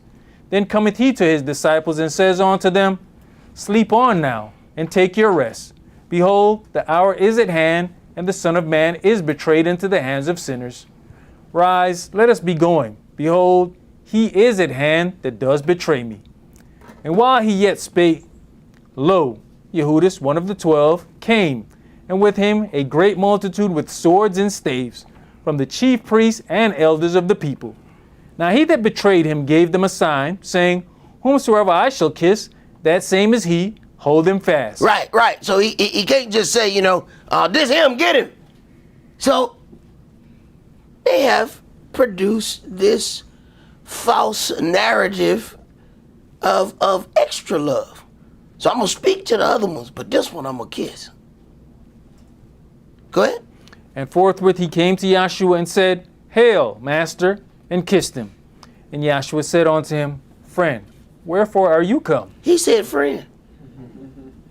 He knew that he was the betrayer all along. But this was a job that somebody had to do. Somebody had to betray him and offer him up. So when we go through, these things of betrayal from the closest, you got to understand how close they are at this point. How they have come out from the rest of the people, and they're doing these things together. Go ahead. Then came they and laid hands on Yahshua and took him. And behold, one of them which were with Yahshua stretched out his hand and drew his sword, and struck a servant of the high priest, and smote off his ear. Then said Yahshua unto him, Put up again your sword into his place, for all they that take the sword shall perish with the sword. Thinketh you that I cannot now pray to my Father, and he shall presently give me more than 12 legions of angels? But how then shall the scriptures be fulfilled, that thus it must be? So it's not about even his will. You don't think I got the power to do this? But the scripture has to be fulfilled. It's not about the power that I have. I have power to do this, that, and the third. But what other problems am I going to cause if I use it? Go ahead. In that same hour said Yahshua to the multitudes, Are you come out as against a thief with swords and staves for to take me? I sat daily with you teaching in the temple, and you laid no hold on me. But all this was done that the scriptures of the prophets might be fulfilled. Then all the disciples forsook him and fled. And they that had laid hold on Yahshua led him away to Caiaphas the high priest, where the scribes and the elders were assembled. But Cephas followed him afar off unto the high priest's palace, and went in, and sat with the servants to see the end. Now the chief priests and elders and all the council sought false witness against Yahshua to put him to death, but found none. Yea, though many false witnesses came, yet found they none. At the last came 2 false witnesses, and said, This fellow said, I am able to destroy the temple of Elohim, and to build it in 3 days. And the high priest arose, and said unto him, Answer you nothing? What is it which these witness against you? But Yahshua held his peace. And the high priest answered and said unto him, I adjure you by the living Elohim, that you tell us whether you be the anointed, the son of Elohim. Yahshua says unto him, You have said, Nevertheless I say unto you, hereafter you shall see the Son of Man sitting on the right hand of power, and coming in the clouds of heaven. Now, he could have kept his mouth shut just like he did all other times. It's important that you understand the power of your words. They didn't have the oomph in them to go ahead and do it. They needed him to convict himself. They asked him, You have said. He kept saying such a, he wouldn't talk back. Now he ready to, look, we got to get on this thing before the sun go down. Let me go ahead and help them out. Hereafter shall you see the Son of Man sitting on the right hand of power and coming in the clouds of heaven. All right, read. Then the high priest rent his clothes, saying, There you go. Look here, man. Y'all taking too long with this. I don't know how y'all learn how to crucify, but look here, man. This thing got to be done now. Come on now. I got somewhere to be. Go ahead. He has spoken blasphemy. What further need have we of witnesses? There you go. What Yahshua was saying. Look, hurry up, man. This trial taking too long. This trial taking too long. He knew what to say. Hey, look, we don't need no more witnesses. Let's do it. Go ahead. Behold, now you have heard his blasphemy. What think you? They answered and said, He is guilty of death. Then did they spit in his face and buffeted him, and others smote him with the palm of their hands, saying, Prophesy unto us, you anointed one. Who is he that smote you? Right. Now Cephas sat without in the palace, and a damsel came unto him, saying, You also was with Yahshua of Galilee.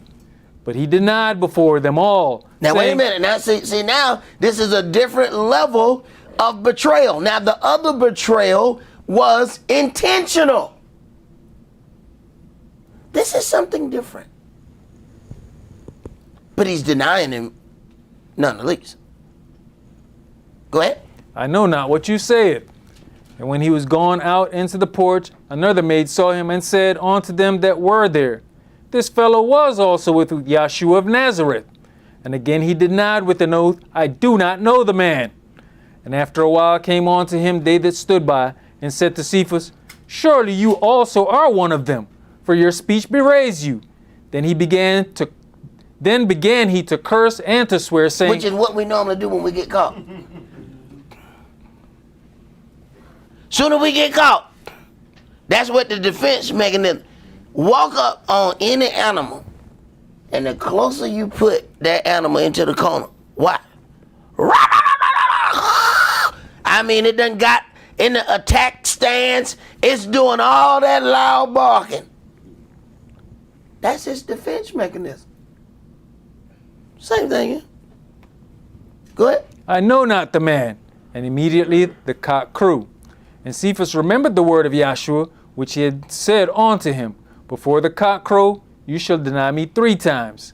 And he went out and wept bitterly. Now, you find some of the same things, because when Yehudas came to himself, he was sorrowful. Cephas comes to himself, he's sorrowful. But one of them has an opportunity of repentance, and the other one does not. See? So we have to look at that. Now, part of how deep this thing is, I want to go back to verse 23.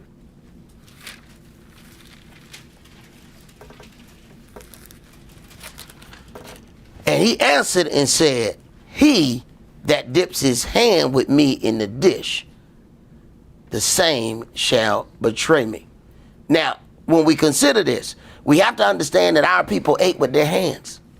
All right? So sharing a meal meant way more then than it does now. This was a real personal moment that you're eating with somebody, and they dipping their hands in the same food that you eat. And if we thought like that today, we know, hey, it was some people we know we ain't eating with. No, not those hands. Definitely not those hands right there. You mean tell me his hands gonna go in the same bowl? You know what? I just said, I'm not even hungry. No, I'm hungry. I've seen what he does with those hands. So you gotta understand how personal this is. When he says, one that dips his hand in the dish with me, this is somebody close to me who's going to betray me. This ain't just somebody who gonna come around. No, this is somebody close. Go ahead, brother. You had something? I was just gonna say, and we know they were watching, because what they said to them, why do your disciples eat with unwashed hands? They watching who watch. Hey, man. Hey, y'all dipping at the same bowl? I ain't seen anybody go to the wash. I didn't see it. So, this is a pretty serious thing. See, the way we deal with it, you eating out your own plate. You ain't wash your hands, you don't want to get sick. And we be like, hey man, hey, that what he, so it is, so it is. Hey, he's sick, he's sick. But when somebody is dipping out your bowl and they ain't wash their hand, you know, the matter change. When he got to dip in the same bowl and he just came out the bathroom, you ain't hear no water but the flush. You ain't hear no water but the flush. And he come right in the dish. No, you better not.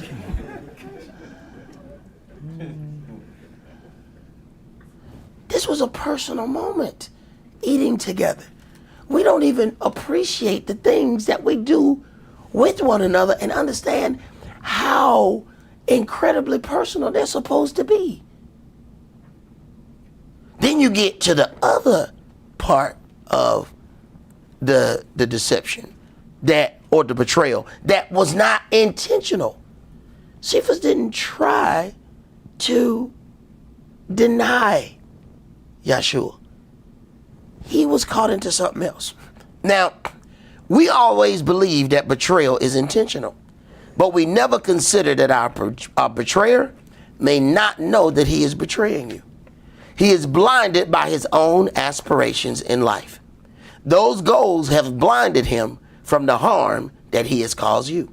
So he genuinely feels in his heart that he has done nothing wrong.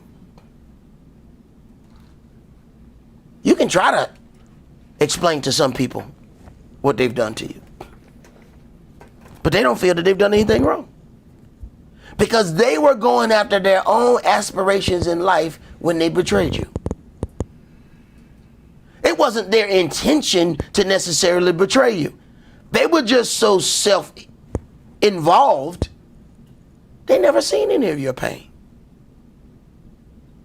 There's nothing stronger than self-preservation. Cephas is trying to preserve self at this point. He's not trying to hurt Yahshua. But what does it feel like to walk with all these people, break bread with these people, do all of these things, and then when it go down, you got to watch them deny you like they ain't never been a part of it? That hurt. But he didn't try to do it. At that point, he's blinded by self-preservation. And when somebody is trying to preserve themselves, they will betray you and everybody in the midst. You see somebody drowning, don't think you can just jump in that water to save them. That's a skill, to jump in that water and save somebody. Their self-preservation is going to make them drown you. They are trying their best to preserve their life, and they climbing you like a ladder. They pulling you down deeper into the water. They're not trying to kill you, but you will die that day.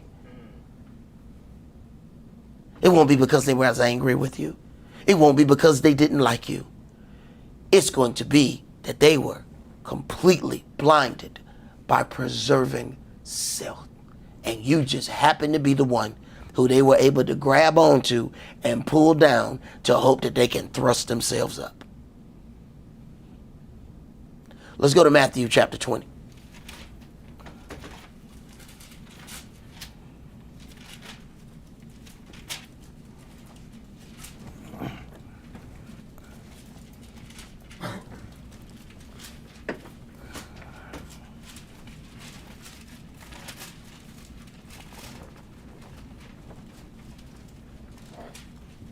Matthew chapter 20 and verse 20.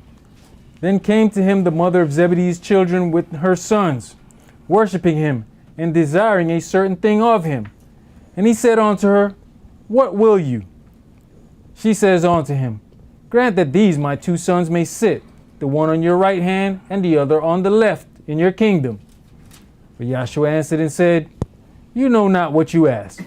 Are you able to drink of the cup that I shall drink of, and to be baptized with the baptism that I am baptized with? Are you able to go through these things? You want to sit in this seat, but do you understand what happens when you sit in this seat? Do you understand the unwarranted aggression you're going to get? You sure you want to sit in that seat? Go ahead. They say unto him, we're able. And he says unto them, you shall drink indeed of my cup, and be baptized with the baptism that I am baptized with. But to sit on my right hand and on my left is not mine to give, but it shall be given to them for whom it is prepared of my Father. Right. I don't have the right to appoint that seating chart. He has the power for that. But this whole thing about it is, you shall indeed drink of the cup that I have to drink of, which means that if I have had to go through sorrow, you're going to have to go through those things just to be able to feel me, so that I know we're on one accord. Okay?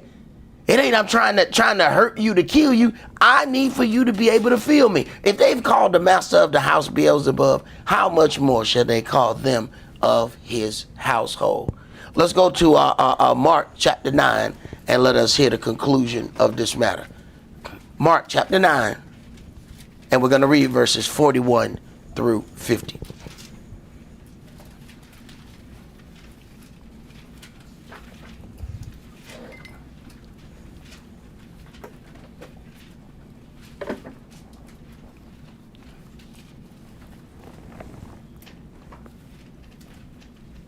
Verse 41. For whosoever shall give you a cup of water to drink in my name, because you belong to the Mashiach, verily I say unto you, he shall not lose his reward. And whosoever shall offend one of these little ones that believe in me, it is better for him that a millstone were hanged about his neck, and he were cast into the sea. Right. So don't you worry about who does what.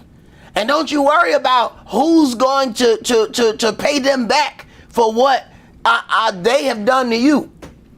He will allow it so that your heart is ready for the things that we're supposed to be commemorating. Don't worry about what he gonna do. He gonna take care of his business. For whoever harms one of these little ones is gonna be dealt with. What did he say? But offenses may come, but woe to that man from whom those offenses come. Go ahead. And if your hand offend you, cut it off. It is better for you to enter into life maimed than having two hands to go into hell, into the fire that never shall be quenched. Right. This is your right hand. You know, that's what we say. This my right hand man. That's supposed to be your closest person. But if that individual causes a problem with you walking, you got to be strong enough to cut it off.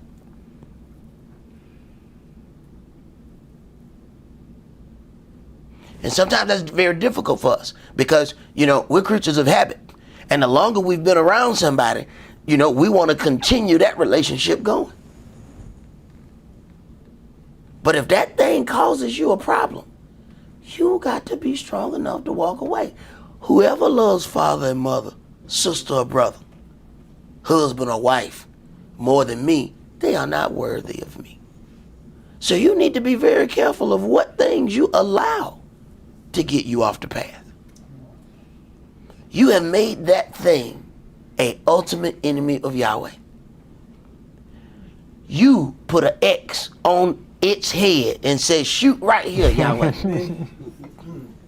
You may not, that may not have been your intention.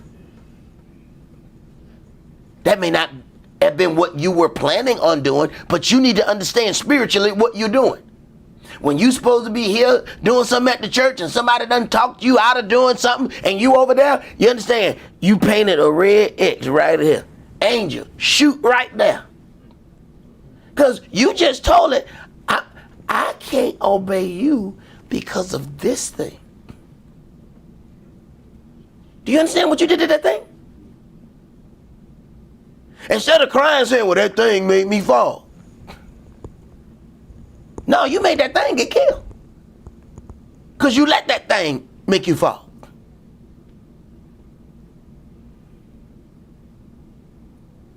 Go ahead. Where their worm dies not, and the fire is not quenched. And if your foot offend you, cut it off. It is better for you to enter halt into life than having 2 feet to be cast into hell. If you got to limp into the kingdom, limp in. Go ahead. into the fire that never shall be quenched, where their worm dies not, and the fire is not quenched. And if your eye offend you, pluck it out.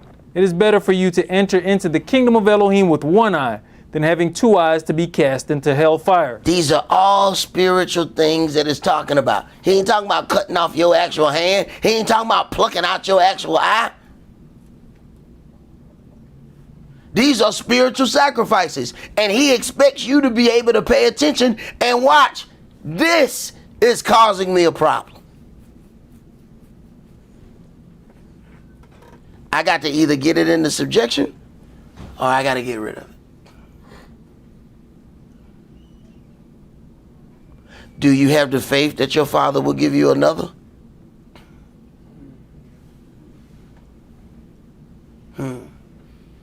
See, when you don't, you try to make the wrong right. Instead of believing that he'll send right in the right way. Go ahead. Where their worm dies not, and the fire is not quenched. For everyone shall be salted with fire, and every sacrifice shall be salted with salt. Salt is good, but if the salt have lost his saltness, wherewith shall you be seasoned? Have salt in yourselves, and have peace one with another. All right, all right. Praise Yahweh that he has kept us so that we will be able to partake in these things. I did hear, some brothers mentioning, before we make our appearance, we sanctify against the third day. Now, if you are, paying attention, those first ones are going to happen on their own. And I heard some people saying some things, and I don't like to stop brothers when they count wrong because they give them another day. So brother said, well, you got to start on this day. I don't say nothing.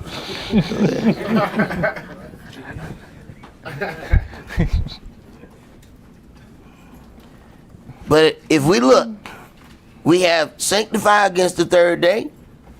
That is first fruits. We have Monday, Passover.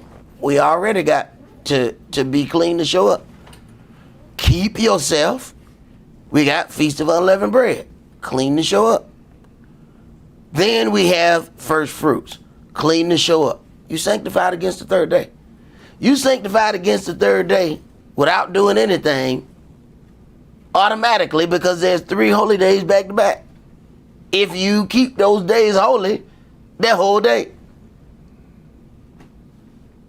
Now, as we get down into other parts of the year, you find Yahweh don't do it like that. Now I'm going to see if you're going to do it yourself. So you got to love Elohim to be like, all right, I'm going to give you the first one. How you not love a God like that? I'm going to give you the first one. All right, the first one's a gimme. All right. Now the second one, I'm gonna move the free throw line back a little bit. I'm gonna move the line back. I'm gonna see if you can still hit the shot. See if you can still hit it. But I'm gonna put you right up on the goal, on the first one. Just a warm up shot. But pay attention. At least you get thrown off by the next shot that's coming. All right.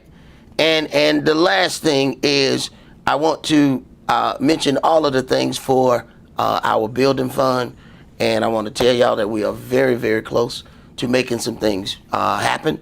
I understand it's holy days, and a lot of things we have spent a lot. You don't have it, don't do it. All right, but this has all of our information, and we got to get ready for a down payment. Down payment happens in thousands. All right. And we are exceptionally close to some things, and it's time to seal this deal. So on this has all of our info for the building fund. This is just building fund. All the other things are fine for regular offering. So that means there's a Cash App for the building fund. It's at $Pleasant Plant. There is a Zelle. That's pplantministries@gmail. And then there's a PayPal at pplantministries@gmail. That is all for the building fund. And if Yahweh has blessed you to be able, let's go ahead and do what we need to do so we can secure our spot. And I don't want to jinx nothing, so I don't want to go too far, but we're close. All right, that's all that we're going to do for today. Remember the Sabbath to keep it holy. Shabbat shalom. Shabbat shalom.